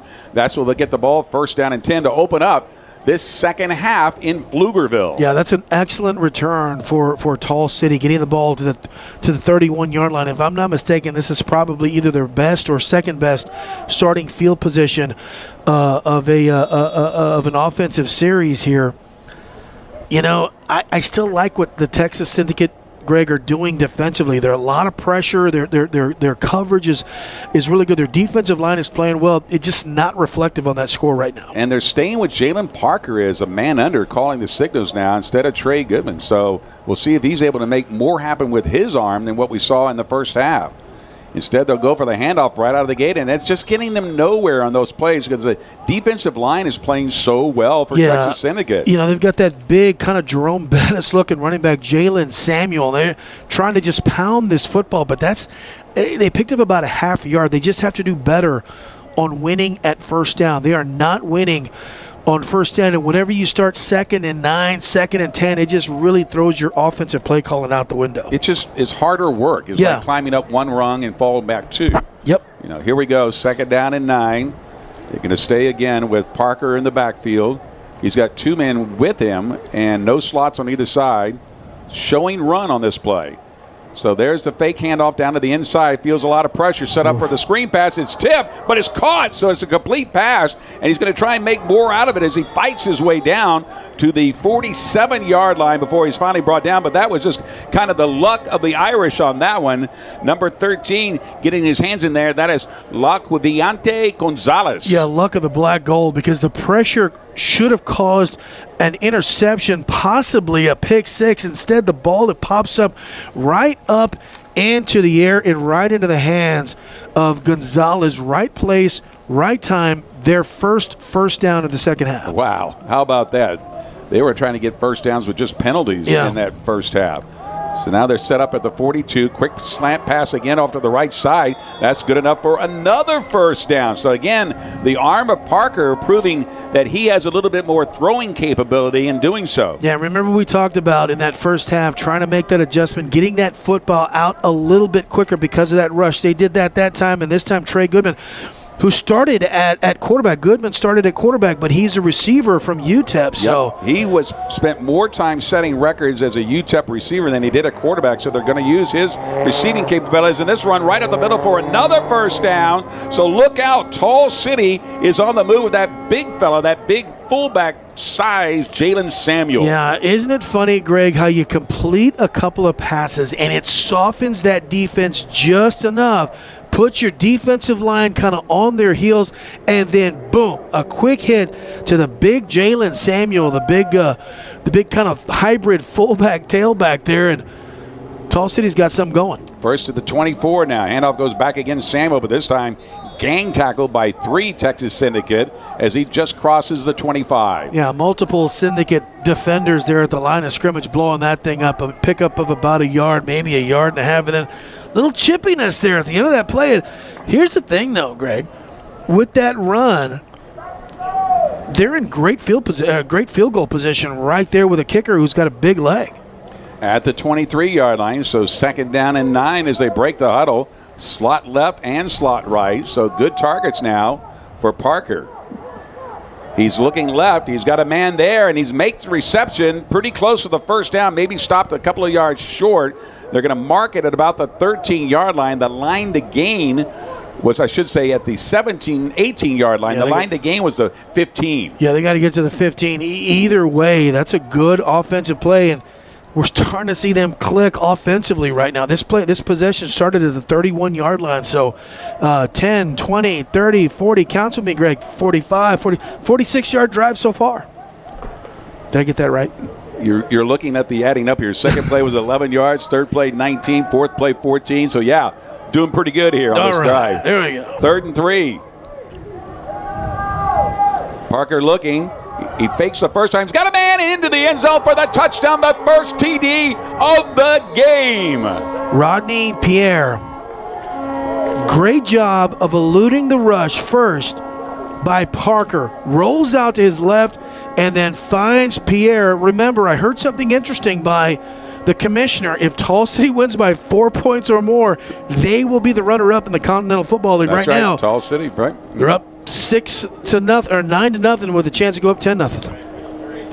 You raise a very good point because remember the first encounter was decided by 3. Yeah. Tall City lost that game, so in order to finish second place, they must win by at least 4, and that certainly is the realm of possibility now. Yeah, you need to tell my wife. See, Gabe actually does listen.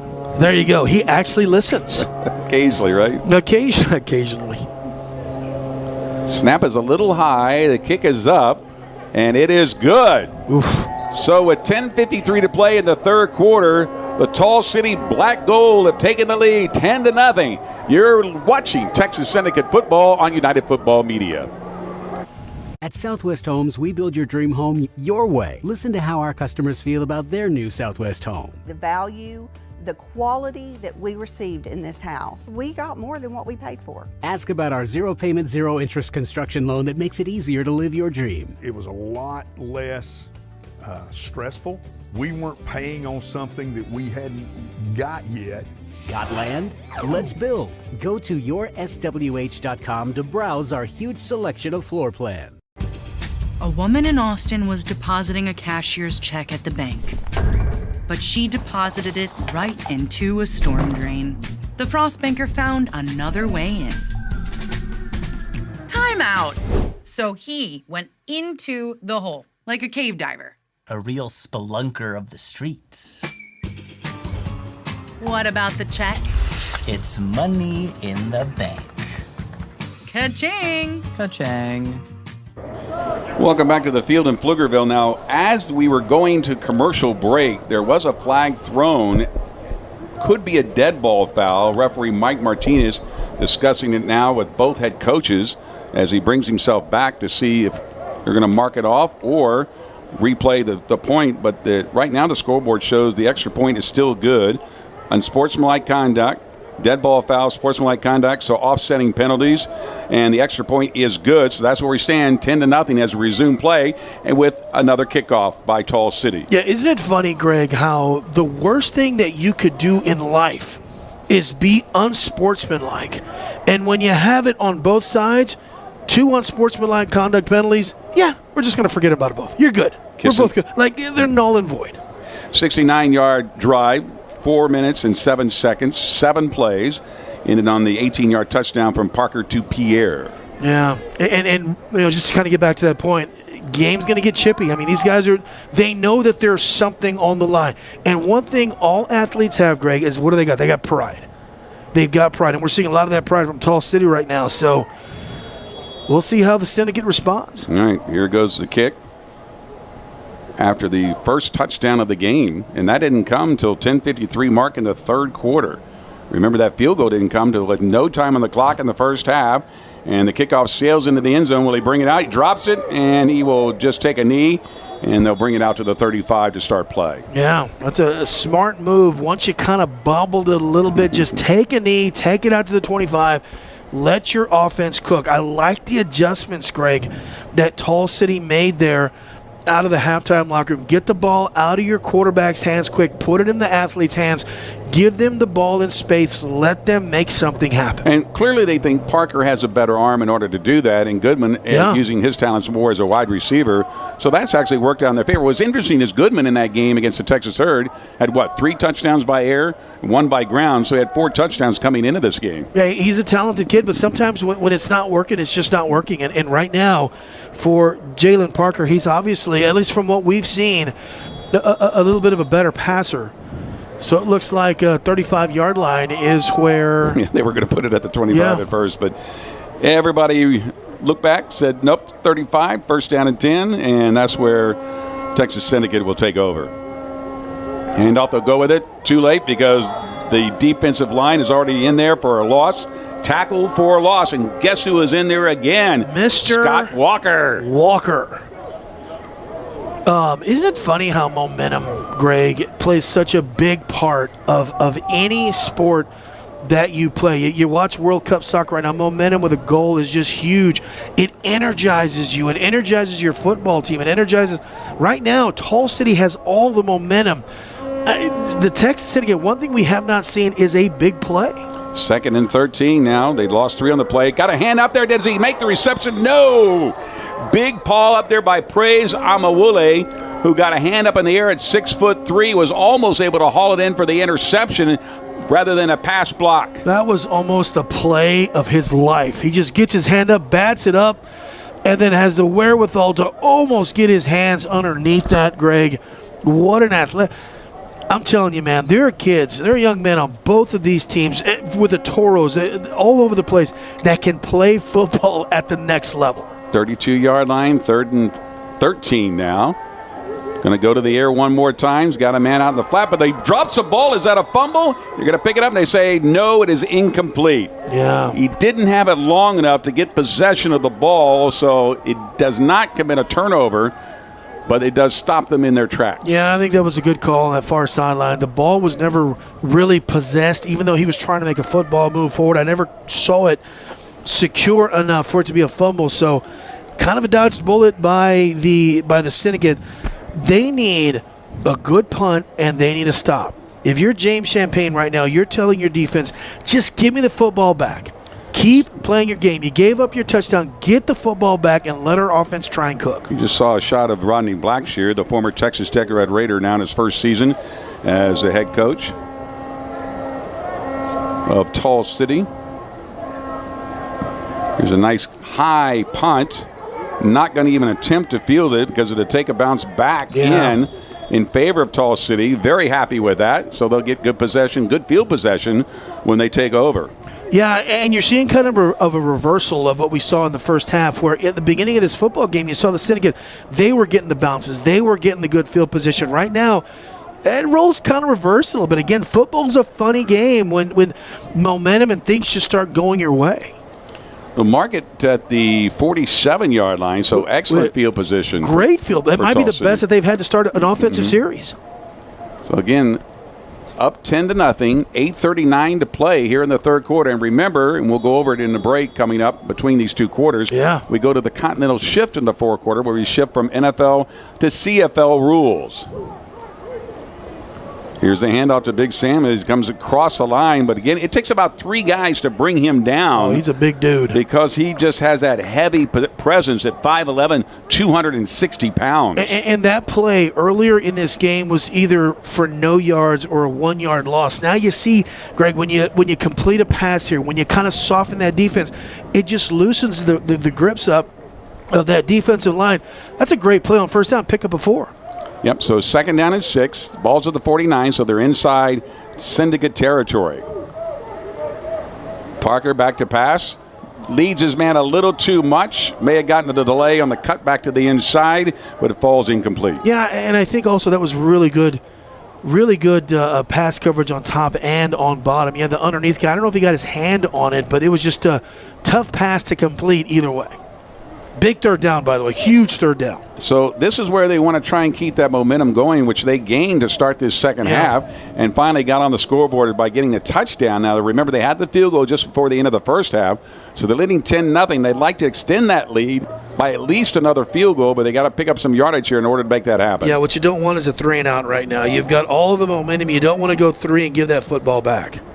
Big Samuel in the backfield with Parker. Parker's looking to pass all the way. Get a man across the middle. That is caught. That could be for a touchdown. He cuts back to the inside, stops short of that, inside the 10-yard line as he rolls away. Number 10, Joe Boykin, was a man slanting across from the left to the right side, made the reception for the 40-yard gain. Yeah, getting rid of that football quick, a little bit of protection, a great pass over the middle. You lead that receiver yards after catch, huge. Well, are they coming back? It looks like they're sort of coming back. Well, Mike Martinez is having the discussion. The chains are moving, though. Well, 2 of them are moving. There we go. Now they're moving the chains. Chains are moving up to where the reception was made. Mike Martinez is coming over, having some discussions. Dead ball foul. Wow. And that went against the Texas Syndicate, Yeah. so he can tack on another 15 yards or half the distance to the goal in this case. And that's going to be down to the 5-yard line now. So it's 1st and goal at the 5 off the penalty.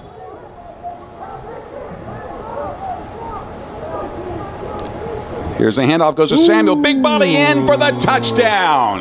That's a wide-bodied dude, Jalen Samuel. I don't know that he was touched. That might have been the best play by that offensive line, Greg, all game long. The blocking that time gave him the hole to barrel his way in and score the 2nd touchdown of the game for the Texas, or I should say Tall City Black Gold. Yeah, he was barely touched as he left the backfield, but when you're that size and you get your stuff, remember the great John Madden, once your stuff, when you're that big and your stuff gets moving forward, it's hard to bring that stuff down. And inertia alone, right? And let me tell you, man, number 7, Jalen Samuel, got a lot of stuff and very talented football player. All right, looking to tack on the extra point. Snap a little high, kick is down, it is up, and it is good. So don't look now, but Tall City, visiting from Midland, has a 17-0 lead over the Texas Syndicate. You're watching Texas Syndicate football on United Football Media. A woman in Austin was depositing a cashier's check at the bank, but she deposited it right into a storm drain. The frost banker found another way in.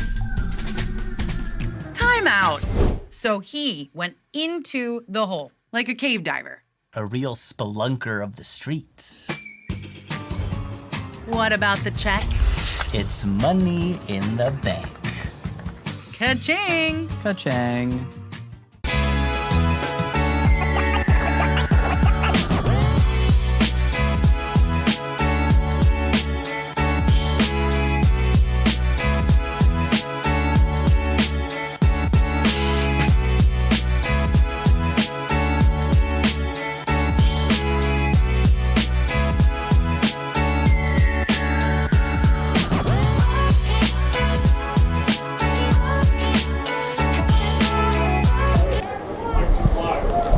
From loaded spuds and smoked barbecue to wings and catering, Tater Q serves bold Texas flavor.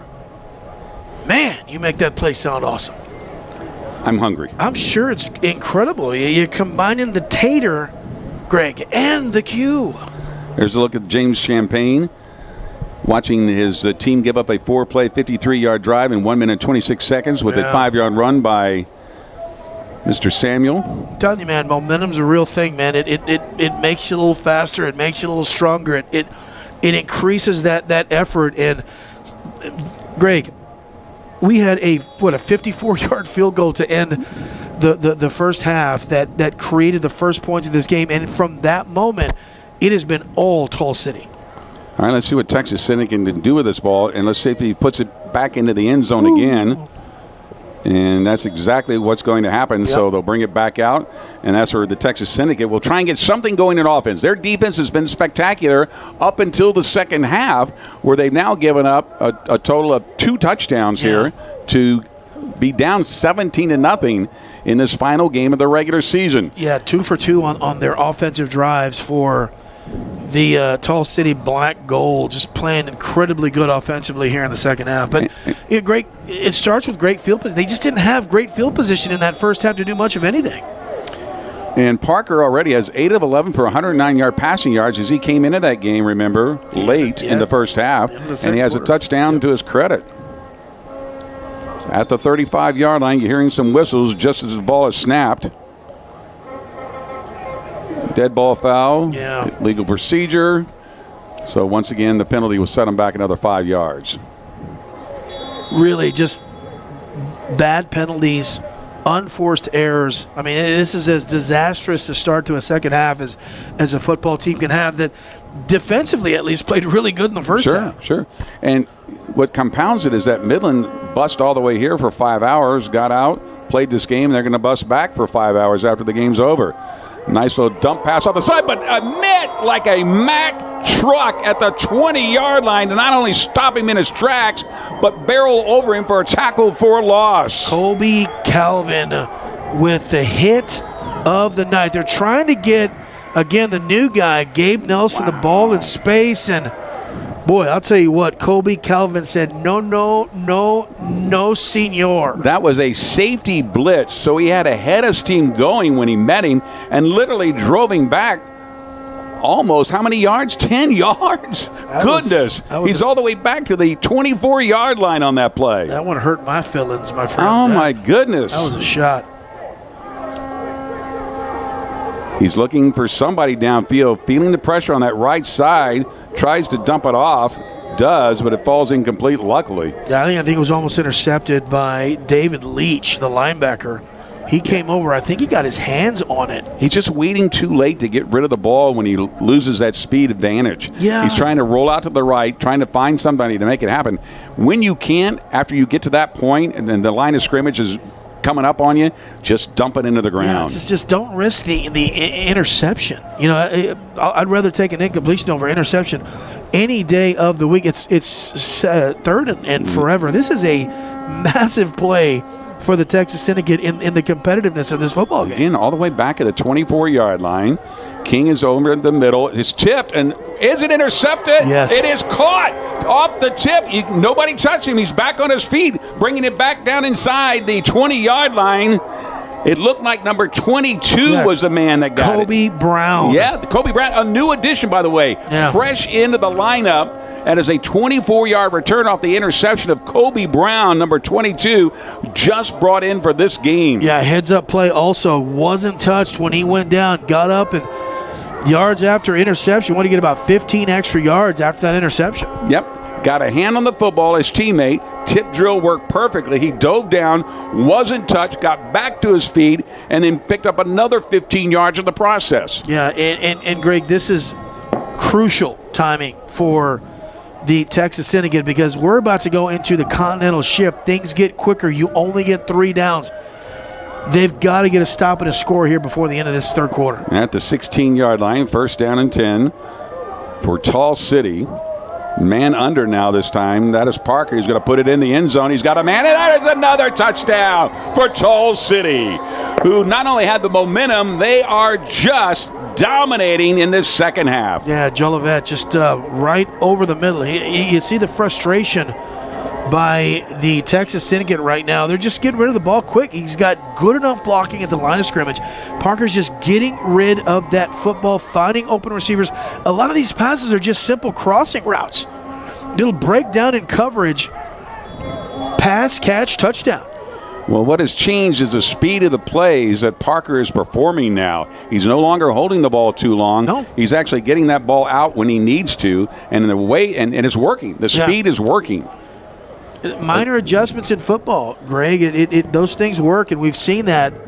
Extra point is up, and it is good. So with only 5:38 left to play in the third quarter, the Black Gold 24, the Syndicate nothing. You're watching Texas Syndicate football on United Football Media.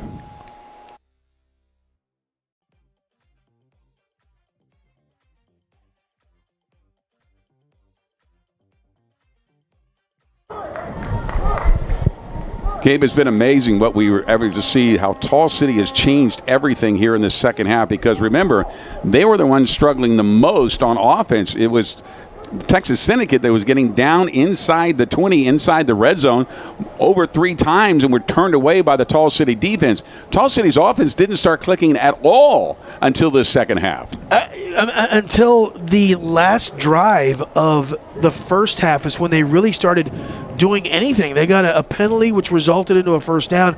They got their second first down on a little, we're talking 2 quarters of football, and they got their second first down offensively, and they went into the halftime locker room, Greg, up 3-0. I'm telling you, man, people say momentum is a mindset. It is not. It is a real, to me, tangible thing that changes the complexities of games. One play, 16 yards, 16-yard touchdown pass from Parker to Jolivet. 6 seconds is all that expired on the clock after the turnover. So here comes the kick. He's going to bring it back to the 15, the 20. He's got some running room. This could be their biggest play of the game in the second half, and he does. He runs it all the way back, maybe across the 50-yard line before he's finally able to bring it down, and that is their main man, number 13. E.J. Howard. E.J. Howard, who doubles as a wide receiver and doing great job on special teams. A 38-yard return. Yeah, that was a great job. Best play of the second half, the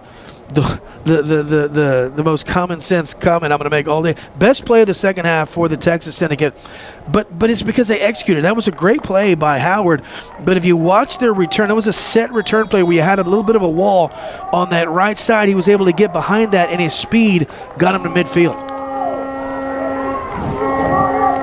Let's see if they can get something going on offense now from the 50-yard line, midfield. Swing pass out to the side, but it does not fool the defense for Tall City. Drop for a loss. I don't know if they were going to do a double pass there. I know they threw it to Dorsey, who looked like he was going to throw a play earlier. Again, either way, it was just blown up. It's like Tall City knows what's being called before the play even happens. So once again, that's a safety blitz. That time, Kobe Calvin coming in from his safety position to blow that play up. Second down and 18 now. Yeah. And again, drop for a loss. Doesn't even get back to the line of scrimmage. We talk about winning on first down. That's not just losing on first down. That's getting obliterated on first down. That's the second time in a row, second series in a row where you've had just a disastrous first down play. When you set yourself up second down and 16, second down 17, 18, 19, nothing good comes of that, or it rarely does. Right now you got guys like big number 38 there who is just having Scott the game Walker, of his life. He's just blowing everybody up off that line. Once again, he gets the pressure, so King's going to have to step up and run with it. He makes a few jukes, gets across the 50 down to the 45, still has running room down to the 40, and he's close to the first down. It looks like he might have gotten it, and he does on just his legs alone that time. William King with his biggest play of the night. Yeah, that's when you don't slide right there, Craig. That's when you say, you know what, I'm going to put my shoulder down.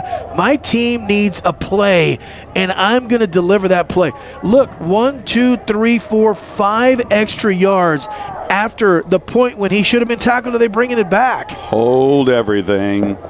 And just when you thought he had a possibility of a momentum generator, now you have possibly a momentum killer. And Champagne, the head coach, is out there, and he is livid. I didn't see the hold, but boy, is that a tough one to swallow.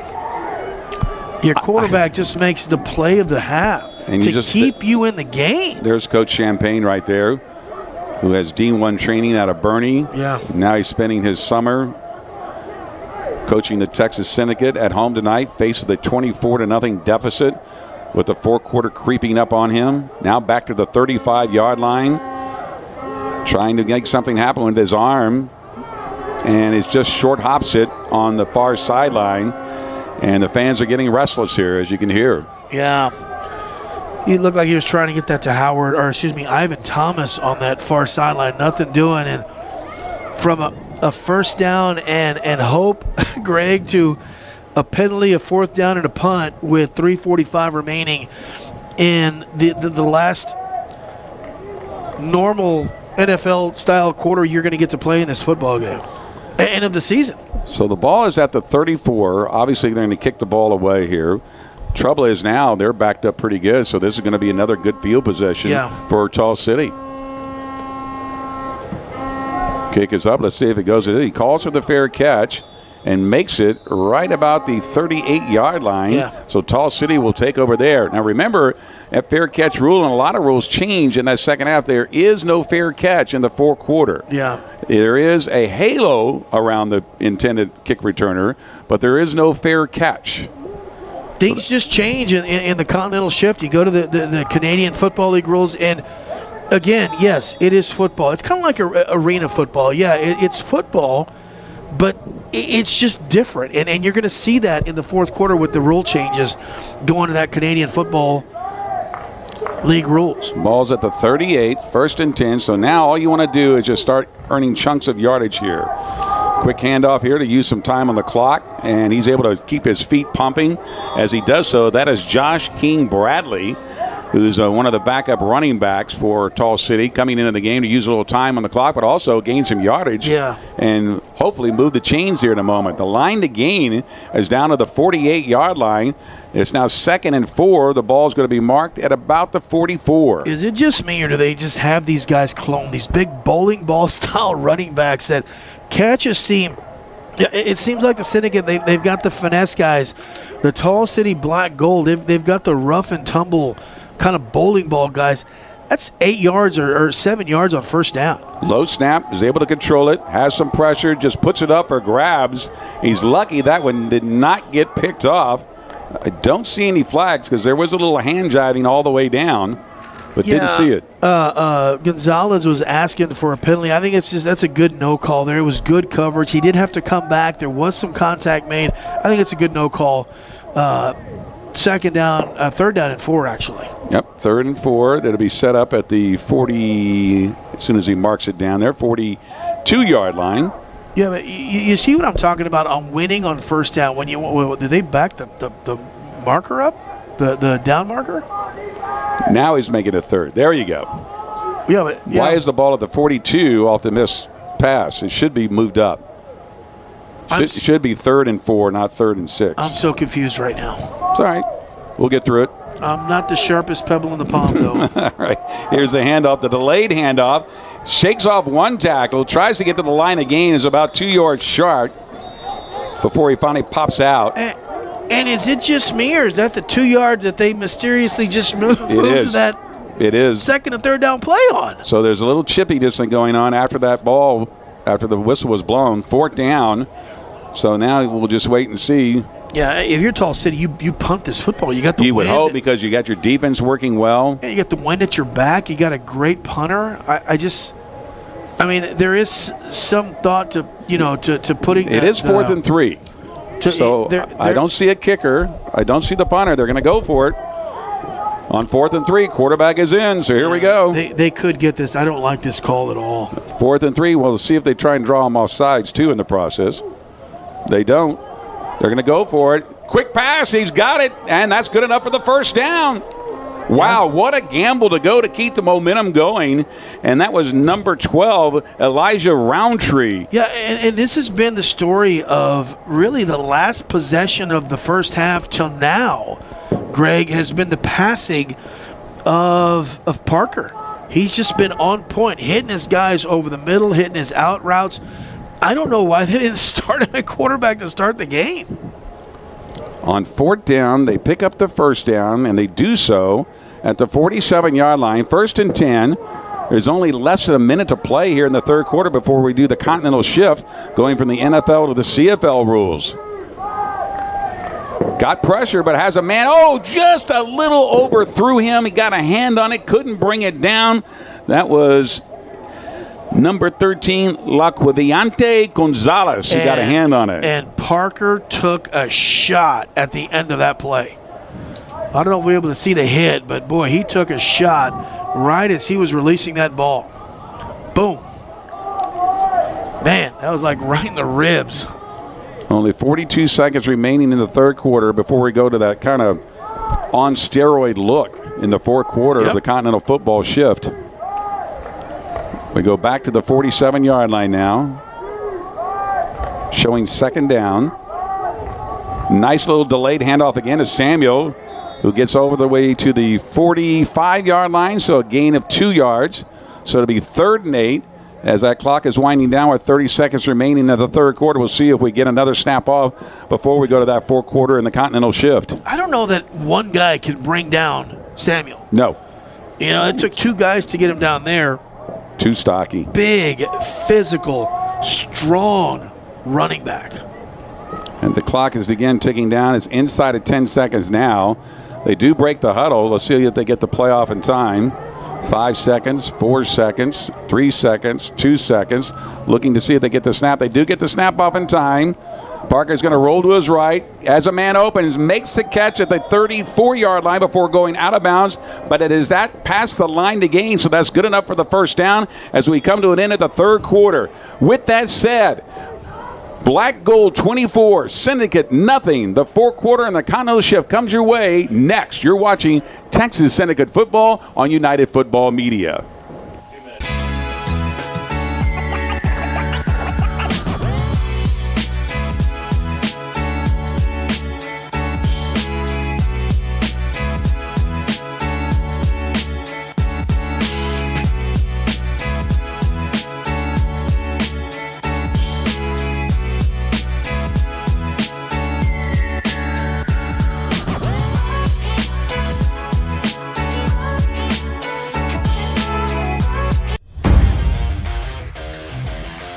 When elite athletes want to level up, they train at SKP.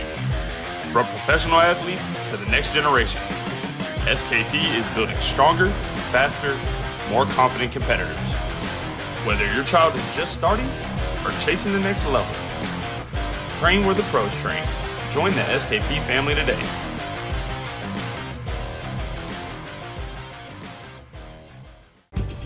A woman in Austin was depositing a cashier's check at the bank, but she deposited it right into a storm drain. The frost banker found another way in. Time out! So he went into the hole, like a cave diver. A real spelunker of the streets. What about the check? It's money in the bank.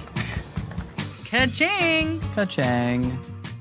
At Texas Sports Productions, we feel every family should be able to watch their kids play free of charge. That's why we stream high school football, volleyball, basketball, baseball, softball, and soccer all across Texas, so no family member or friend ever has to miss a game. Keeping high school sports free requires a team. When you sponsor TSP, you're not just supporting student athletes. You're putting your brand in front of hundreds of thousands of passionate local fans. It's high-impact advertising with a powerful purpose.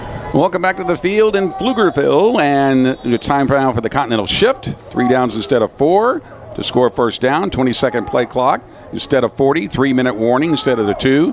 Offensive motion. Wide receivers can go towards the line of scrimmage. Defensive spacing. Remember, you have to set off by 1 yard, as they're now starting to do to start this fourth quarter. Here you see the 2 men in motion.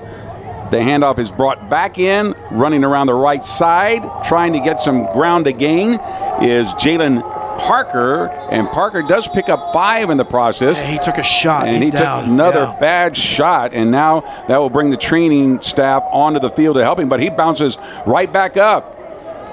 I mean, if that's what you call bouncing up. No, he's sitting. They're sitting him back down. Yeah. He got up on his own power, and all of a sudden, back down he goes. I mean, he took a shot. He took a shot at one of the last few plays of that third quarter where he took a shot right to the ribs as he was releasing the ball. That would be a big loss. And Greg, right now, you talk about the tale of two halves. Isn't that's a saying, right? Sure is. Very much so. In the first half, Texas City had 9 total yards. The Syndicate, 156 total yards in that first half. Fast forward to the end of the third quarter. The Tall City Black Gold, 166 yards of total offense. 129 yards for the Syndicate. If they went back, they lost 17 yards. Unbelievable. It's crazy. It was 153 or 150. My math's terrible. What's 156 minus 9? 156 minus 9?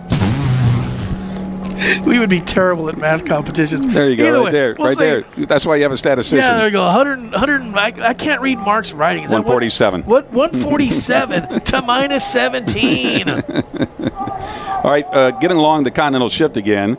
Special teams adjustments, and again, no fair catch. We mentioned that, 5-yard halo for that one.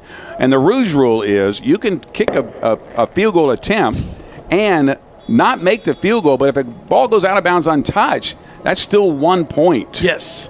So those are things we'll be watching here in that fourth quarter along with you to see if that actually matters. But right now it's 24-0. Tall City in complete control here in the second half. Yeah. They've really dominated after halftime. Yeah, Goodman back at quarterback as Parker sits Well, I had his no play out. choice in that one, right? Yeah.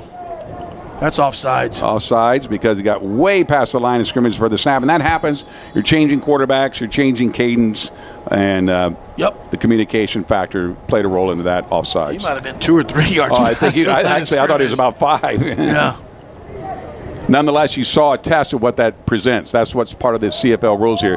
They have 2 actually wide receivers in motion that time going towards the line of scrimmage. The key is you have to snap the ball before they hit the line of scrimmage. Yeah, that's the thing. You have multiple guys in motion. That's one of the big changes from NFL rules to Canadian football rules. Again, it makes offenses more exciting. You get 3 downs to get a first down. I believe you mentioned that already. Mm-hmm. So we're basically on. Are we in third? You're already third. Yeah, so they've got this play to get a first down. So they're going to keep right now. They say they declined the penalty, whatever it was. So obviously it remains third down as a result. Unless they're going to go back to second. They're thinking about it. If they declined it should stay the third down. Yeah, it's going to stay third down. The down marker moves it up to the 30 where they'll mark the ball. But now let's see if they bring in the field goal team. Oh, for sure. 100%. And that's exactly what they do. The ball's at the 37-yard line. For Eddie Godina, this will be a 47-yard attempt. Boy, he's been on point today. And remember, if he should miss this and it goes out of bounds, it's still 1 point. Here's the kick. It is up. It is kind of low, and it is blocked in the process. So it does not go anywhere near the end zone and out of bounds. That is a live football, scooped up at the 10-yard line, has some running room to the near sideline, stumbles for a moment, stays on his feet. It stays in bounds, and finally driven out of bounds at the 45. But what a great return off the missed field goal attempt by Trevante Gilmore. Yeah, heads-up play. Heads-up play. The Syndicate, they need a spark. Greg, what is that spark going to be? I don't know. That's a pretty good start right there, though. 30-yard return off the missed field goal that I think somebody might have gotten a hand on it because this is a very low trajectory to come off of that ball. And I think someone might have got a hand on it right at the line of scrimmage. Yeah, that looked like it was blocked. Godina, he just doesn't miss. He's so on point with his stuff. So we have a conversation that I'm sure is going to stem on a Canadian football rule that was adhered to. I'm pretty sure that it was, right, Greg? Well, they're walking it back.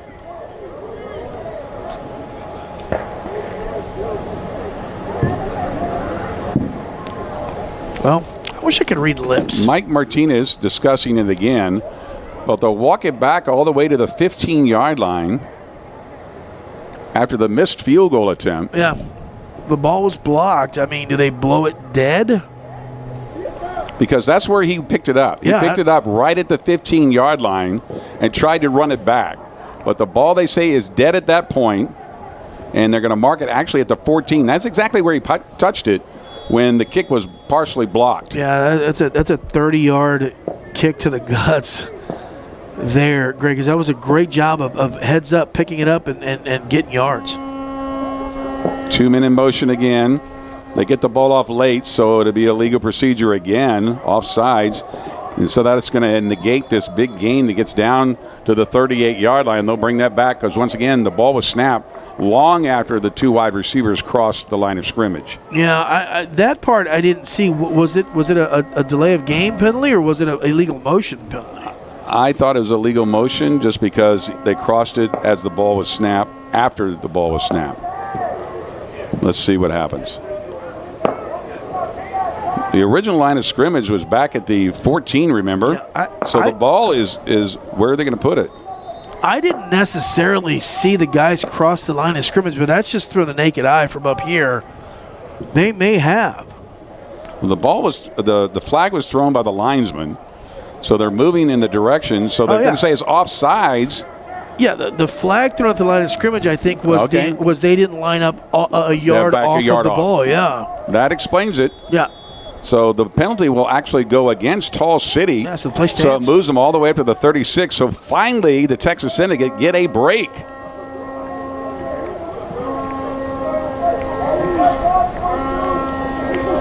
One man in motion this time. Right side's going to roll. He's got trouble. He's just going to have to unload it. And that's a wise thing to do. Yeah. That time, you just hear the crowd say the same thing we're all thinking. That time he just unloads it to get rid of it because William King, in fact, has kept it sometimes too long. That time he read the pressure and got rid of it. Yeah, and again, they got to design plays to get the ball out of King's hands quicker. Every time he hangs onto the ball, Greg, you pointed this out earlier too, nothing good happens. Because now, remember, you're only down to 3 downs. Yeah. So now it's second down, and you wasted a down on that play. You got to, the 1001, 1002, that's when you got to release the ball no matter what it is. Find a guy. They did an effective job of catching these guys over the middle. One man in motion again. Get rid of it. Got to get out of there. Scrambles out of the pocket, has trouble, unloads it.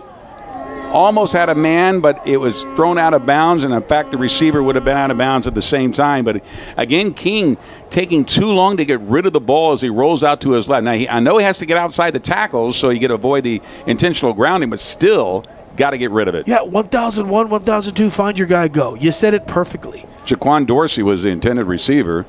So now we hit that. Well, they show second down now. So was that a penalty against the Syndicate? This must be because there is a flag that was thrown at the 24. So they're going to call the Syndicate for holding on that play. Yeah, they're going to punt it. It's third down. Third down and forever. They're going to decline it. Yeah. Mm-hmm.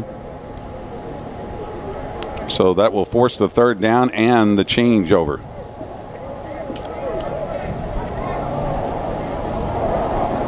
$24-0. You've just joined us. We're in the fourth quarter. We're on the Continental shift rules, which are Canadian football rules now for the remainder of this game, which is 12:38 and ticking. Remember when John Candy owned a Canadian Football League? I do remember that. The Toronto Argonauts owned it with Wayne Gretzky, and the owner of the LA Kings. They actually won a Canadian Football League Cup, the championship. Back to punt. They do have a rush coming in, but he avoids the rush, gets the kickoff in time. Back beyond the 30. We're going to bring it back. Stutter steps, tries to get a man to break free, but he can't do it. Great special teams coverage, and we owe you a break. 24-0. Tall City over Texas Syndicate.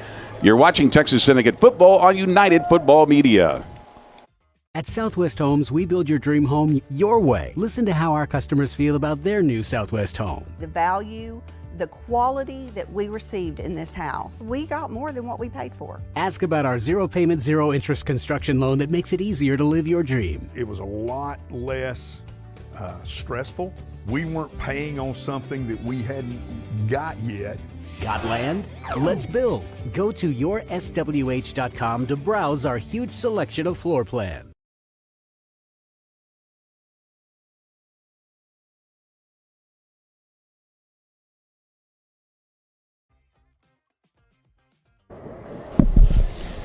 We are back to the field in Pflugerville. 24-0, Tall City from Midland. Leading right now, and we have some fireworks on display here as a backdrop on our July 4th celebration. Happy Independence Day to all of you watching all over the world. We appreciate your viewership here on United Football Media. Gabe Farias, Greg Simmons, and along with a host of folks here from Texas Sports Productions. Thanks to Wendy Young for letting me sit in for her on this July 4th celebration. Yeah, Wendy's fantastic. I've had the fortunes of working with two pros, man, this year because Lord knows. And me. I am the village idiot, my friend. Yeah, whatever. Let me tell you something. Greg Simmons is a legend. I know you hate hearing stuff like that, but, buddy, there's a Mount Rushmore of broadcasters in the state of Texas, and you're somewhere on there. Trust me. Thank you, my friend. 39-yard line, first down and 10. Tall City trying to do some more damage here against the Texas Syndicate, who just can't buy a break here in the second half, and more importantly, the fourth quarter. Got a man open on the left side. Pow! Collision at the 40, and somehow, I don't know how he was able to hang on the ball, but Joey Boykin was able to hang on to that football. But the key is he hung on to the football, Greg. Good Lord, what a pop. Watch this. Yeah, one incredible hit by the Texans. But what is Parker doing that the Syndicate aren't? He's taking the snap, 1,001, 1,002. That ball is out of his hands.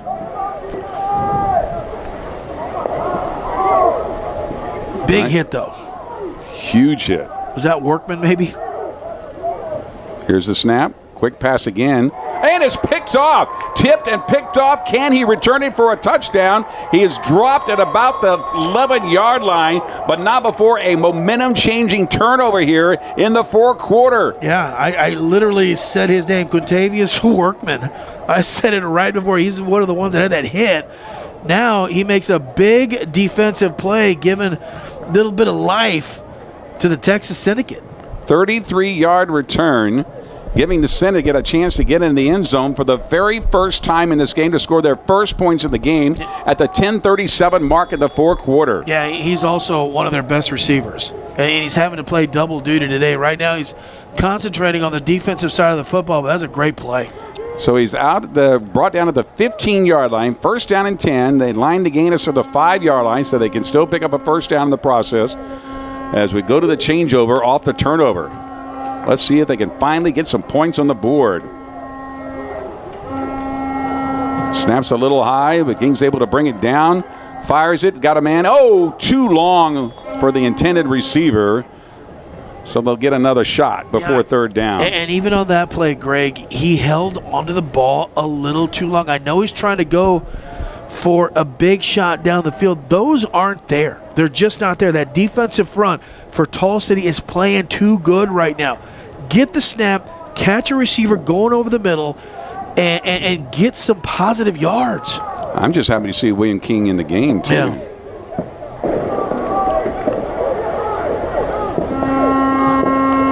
Second down again from the 15. Remember, he only get 3 down chances here. Has nobody to go to, so he's going to keep on the run. He's at the 10. He gets down inside the 10 at the 7, but he's short of the first down. He's short by about 3 yards. He had to get to the 5 to pick up the first down, so it is still third down. What do you do? First of all, Greg, I'm surprised they didn't throw a flag at the end of that play. I'd like to, if I can, take a look at the end of that play because it looked like there was a helmet-to-helmet shot at the end of that play. I may have missed it. Somebody comes flying in here at the end of this play. Throws the elbow. He went elbow to helmet. Greg, I think that's a penalty. I mean, going to the head is a penalty in any league. It doesn't matter which. All right, they're going to go for it on third down. But wait, whistles sound. Legal procedure. You've got to be kidding me for Texas Syndicate. Wow. Just when they had the momentum to get into the end zone, that legal procedure is going to back them up another 5 yards. And now that missed call is even bigger. When you go above the shoulder.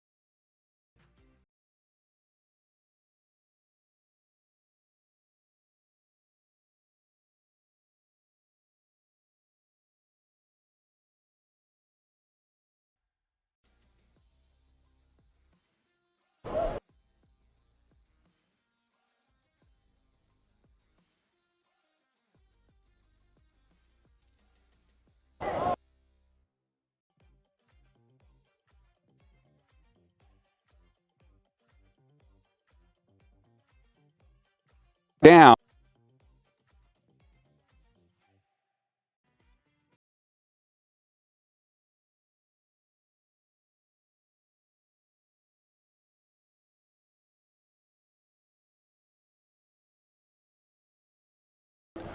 Wait, is the ball turned over? I'm confused. Is the ball turned back over? Was that third down? Wait. They're still discussing on the far sideline because they're showing third down on the marker. They'd only run 2 downs that I had. So now they're indicating it's going to be Tall City football. I don't know how that happened during the break, but they're clearly indicating it's Tall City football because look, the quarterback's in there for Tall City, so the ball has been turned over. Yeah, Greg, I'm not going to lie. I'm confused. They must have gone for it on third down and failed to make the line to gain. And I don't know what the discussion was about, but Tall City's taken over and held on that set of downs. That was the best opportunity for the Texas Syndicate to score, and now they're turned away with 8:50 to play in the game. Yeah, the Continental shift giveth, and the Continental shift taketh away. I mean, that's a great interception for the Texas Syndicate, but you're right, a blown opportunity because they don't have that extra down. It's third down. You don't make it on third down, it turns over. I think it's a flag on play. There's been a lot of those here in the second half. Oh, yeah. And some of that may be just due to fatigue, and also some of it's just due to this change of rules that you have to deal with in the fourth quarter. There's offsets you have to go with if you're on the defensive side of the ball. There's motion when you're on the offensive side of the ball, and there's less of a play clock, too. You're going from 40 seconds to 20 seconds. They're all back to all the way to the 3-yard line. So maybe if they can hold here, the Syndicate will have a chance to finally get in the end zone, but their defense is going to have to save them now. 2 men in motion, 3 in fact. Rolling to his right, he's got nowhere to go to. He's going to have to just get rid of it because he was deep in his own end zone. And it was looking like he was going to get tackled there. So he just unloads it to get rid of it, but that brings up second down. Remember, you don't have that many to burn here in this fourth quarter. Yeah, Greg, I'm going to editorialize something right quick. You have all these gimmicks in these leagues that have tried. The XFL did some weird stuff back in there. This is one of those kind of nuances to a league that I absolutely love. I think it's fresh. I think it's different. And I think it's something that this team is not only going to – this league's going to continue on. It's going to allow for the teams up north, the Canadian Football League teams, to look at these players. Quick pass over the middle, but he goes in and out of his hands, incomplete. So we're at third down already. Yeah, so you got to get rid of the ball. And now, because of the defense and the short field, Texas Syndicate will have very good field position at this point. Yeah, and if you score a touchdown on that last possession and you get the football back, that's the beauty of this deal. If your defense buckles up, you can get the football back much quicker just for math. You only get 3 downs instead of 4. Riedel will be kicking the ball for the Syndicate. It'll be Trevante Gilmore back to receive the kick. He's only at his 46-yard line. Here's the kick. He gets it out of the end zone in time. Sailing kick. Takes a bounce, though, and then bounces back. Takes a nice Texas Syndicate roll and goes all the way to the 32-yard line. We owe you a break. 24-0, Tall City. You're watching Texas Syndicate football on United Football Media. At Texas Sports Productions, we feel every family should be able to watch their kids play free of charge. That's why we stream high school football, volleyball, basketball, baseball, softball, and soccer all across Texas, so no family member or friend ever has to miss a game. Keeping high school sports free requires a team. When you sponsor TSP, you're not just supporting student athletes. You're putting your brand in front of hundreds of thousands of passionate local fans. It's high-impact advertising with a powerful purpose. At Paintegrity, we put integrity into paint by providing trustworthy painting services to the community. With over 20 years of experience, we've built a reputation for exceptional quality and detail over the years, and it's one we're proud to keep. From interior to exterior, trim to ceiling, and cabinet painting, our job isn't done until we've exceeded your expectations. We are a husband and wife team locally owned in Texas, who have a passion to provide a great product and experience for our customers. Our mission at Paintegrity: building lasting relationships through a positive experience. Paintegrity. We put integrity into paint. Welcome back. Big thanks to the Georgetown Poker Club, Central Texas home for poker action. Welcome to the family. Yeah, that looks like fun. You a poker player, Greg? Very bad. Very bad. I'm a blackjack guy myself. I would agree. Men in motion. Here we go. First down and 10. Lofts it up. It's going to be a fight for the football, but it's a little overthrown. good defensive effort as well. So they'll mark it for a retry at second down at the 31-yard line. Yeah, it's just, what started out as good defensive line play has just turned into good defensive play, Greg, across the board for the Tall City Gold. I mean, they're up 24-0. They needed to win by 4 points or more to claim second place in the league, and they are well on their way to accomplishing that goal tonight. And remember when these two teams met back on June the 6th, which was basically week 2. It was a 23-20 ball game with the Syndicate holding out for that 3-point edge. That's why that 4-point cushion is so necessary. Nice pass to the outside, tipped up and out. Almost intercepted that time, but got a little too high off the tip, and so that takes us to third down. Yeah, I think that was just, it came out of his hand kind of funky. He got rid of it quickly, but it just kind of sailed, and because it sailed, it was almost intercepted. King has only had one completion in the second half on 11 attempts and an interception for just 22 yards. So the defense has really stiffened up here. Well, some of that is not great quarterback play, but some of that is just excellent play at that defensive line, and that offensive line just not being able to hold him. King again way overthrows his intended target, so that will be the ball going over on downs after the third down attempt is way long, and it takes us to the 5-minute and 3-second mark here in the fourth quarter. Yeah, that was just not a great pass. He had time. It was one of the few times, actually, he was able to set his feet and step into a throw. It just kind of sailed on him. Now, you're going to see something happen here in just a few seconds, and it's going to kind of surprise you. But remember, instead of a 2-minute warning here in the fourth quarter, in Canadian football, we have a 3-minute warning. That's right. So keep that in mind as the clock ticks down. And Tall City takes over. Yeah. We're at 4.5 minutes to go here in the final game of the season for both of these teams. And I'll get to my point after this play. All right, 2-minute motion on the 31. Delayed handoff. Cuts to the outside, making a nice move. Picks up some good yardage before he's finally brought down. As soon as they brought in the game, it'll be Joshua Hancock. Joshua Hancock is getting some playing time now late in this game. Remember at the end of the first quarter when I said what I hope doesn't happen is we climb to the fourth quarter and we start talking about those missed opportunities in that first quarter, and we had 3 of them, Greg. 3 of them that could have resulted in touchdowns for the Texas Syndicate. 2 of them I know for sure because they had the ball at the 1 and the 2-yard line. They weren't able to convert. This game is about missed opportunity. Tell me how good this game turns out for the Syndicate had they had a 21-0 lead heading into halftime. So the holding call now sets them back all the way to the 21-yard line. So 10-yard penalty. 2-minute motion again. Delayed handoff again. Same man trying to make something happen, but all they're doing is running the clock out at this time. Yeah. And that's Joshua Hancock again. Not only is he a fullback, he's also their long snapper. Yeah, Hancock does a good job of being aware of the time as we approach the 3-minute warning. He cuts it back. He did it on the last play, too. He knows not to go out of bounds. He knows not to stop the clock. They're well on their way to winning this football game. All right, and the clock will wind down to the 3-minute mark. We're going to take the break with them. You're watching Texas Syndicate football on United Football Media with a score 24-0. Tall City. They're going to run one more play before we go to the break. I can't believe they got it off in time. There you see Goodman makes the catch, coming out to the far side, and is enough to pick up the first down as we go to the 3-minute warning. Well, they snuck that in. The clock is still running. Let's see if they stop it first because the clock was still running, so they haven't gotten to the 3-minute warning yet here. Again, these are all new rules. I can see all the team's coaches are out on the field asking for the 3-minute warning. Jim Champagne is talking to him. He wants a reset as well, so they stop it at 2:25. So that's, I guess, will be our 3-minute warning. Do we owe them a break? We do. Texas Syndicate Football, United Football Media.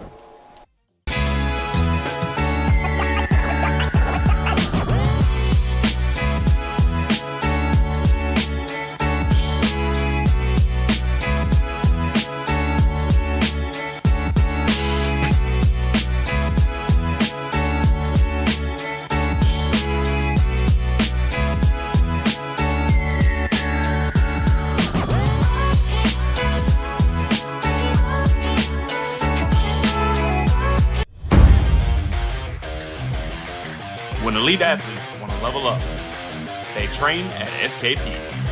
From professional athletes to the next generation, SKP is building stronger, faster, more confident competitors. Whether your child is just starting or chasing the next level, train where the pros train. Join the SKP family today.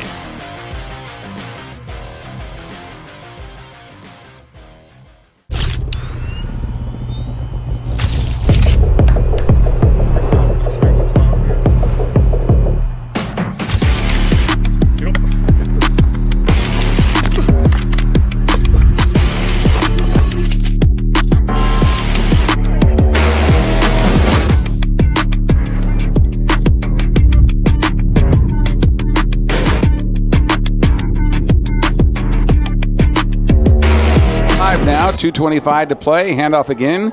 Goes to the big fella trying to make just time run off the clock. Joshua Hancock is the man who does that as we came back to you with now 2:14 to play, and the clock is ticking. Yeah, nobody's in a hurry right now. The Tall City Gold are just trying to finish this thing out. Second down and about 6. They need 6 yards, and this thing's put to bed. Remember, it's a 20-second play clock, not a 40-second. And the time, you can take a look, they haven't reset the play clocks here, so they're going with the time on the field.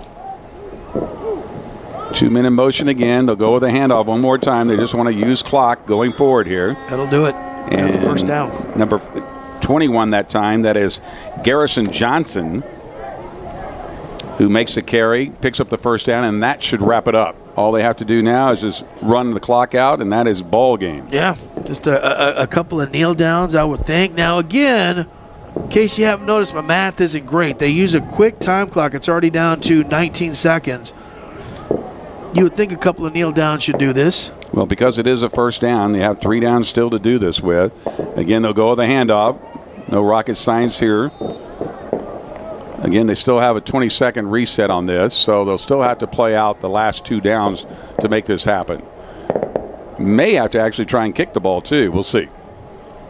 Nah, I don't think so. You wouldn't think? I think, well, I mean. You wouldn't think. They don't need the points now, so that's not a factor anymore. Yeah, the game's over. Ball at the 33, second down and 7. I don't think they're going to adhere to the 20-second clock rule at this point. No. You can hear the fireworks going off in the distance. Unloads a long bomb. He does have a man in the end zone, and it is. Is it caught? It's caught for a touchdown. There was a huge collision in the end zone, and both players are down, including the man that caught the ball in the end zone. The signal was a touchdown. The training staff is going out onto the field. Wow. Did the ball come loose? Because the points have not been put on the board yet. I thought I saw an indication from the FAR official it was a touchdown. Yeah, I don't like that. You know, trying to pile points on the board here late in this game. They do. It was a touchdown. Yeah. All right, that's what I thought. He maintained possession, got into the end zone on a bomb of a play that got the touchdown, and now the points are put on the board at 30-0 late in this ball game. So they'll have to kick the extra point in the process. Boy, Workman took a shot from his own man. So that was friendly fire in the process? Yeah, that was friendly fire, yeah.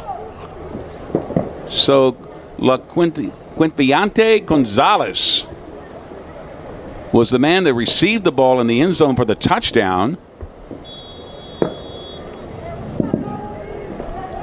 For the point after attempt now. Here comes the point after attempt to see if they make it 31. Kick is up. They're looking, and it is good. So that all comes with 20 seconds on the scoreboard.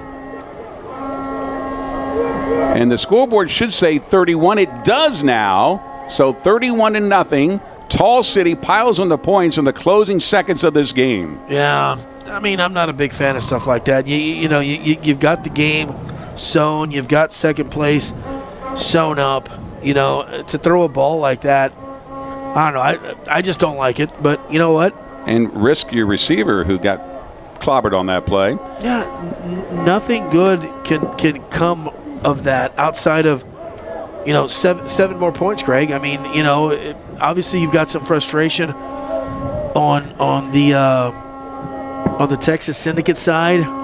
Again, I'm just not a big fan of that. 33-yard pass completion from Parker to Gonzalez. That puts him at 31. As you can hear the fireworks going off in the distance on our Independence Day. 6-play, 69-yard drive that consumed 4 minutes and 45 seconds to, in effect, close out this game. Yeah. And I think that, for me at least, was the first touchdown I've seen in a Continental shift game. During that particular part of the game, exactly. Yeah. In the fourth quarter. I have not seen a fourth quarter touchdown. So, and what's funny, Greg, is Tall City right now, there's some truth to figuring things out early in the season. Now, we're 5 games in. It's still kind of early in what would be a normal, longer season. I'd like to see Tall City now continue and play a Toros team. Wouldn't that be interesting to see how it played out? Just to see how it played out, yeah. That was a pass attempt off first down and 10. And they're going to let the clock run out, I guess, because that was an incomplete pass, but yet the clock is running. And that will bring us to the end of this ball game and the end of the season for the Continental Football League. Our final score here from the field in Pflugerville. Tall City, Black Gold, 31. Texas Syndicate, nothing. You're watching Texas Syndicate Football on United Football Media.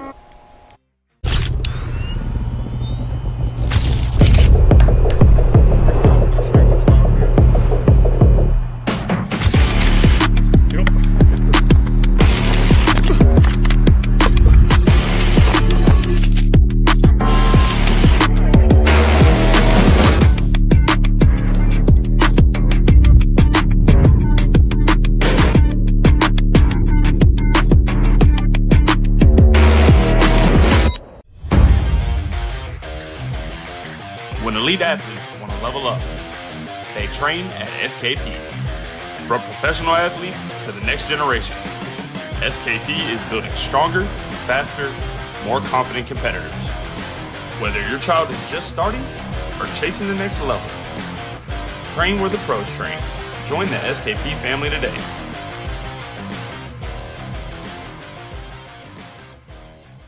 The best high school football coverage can only be found on Texas Sports Productions, on the app, streaming, and on TV. Your favorite high school sports only on Texas Sports Productions, each and every week for free.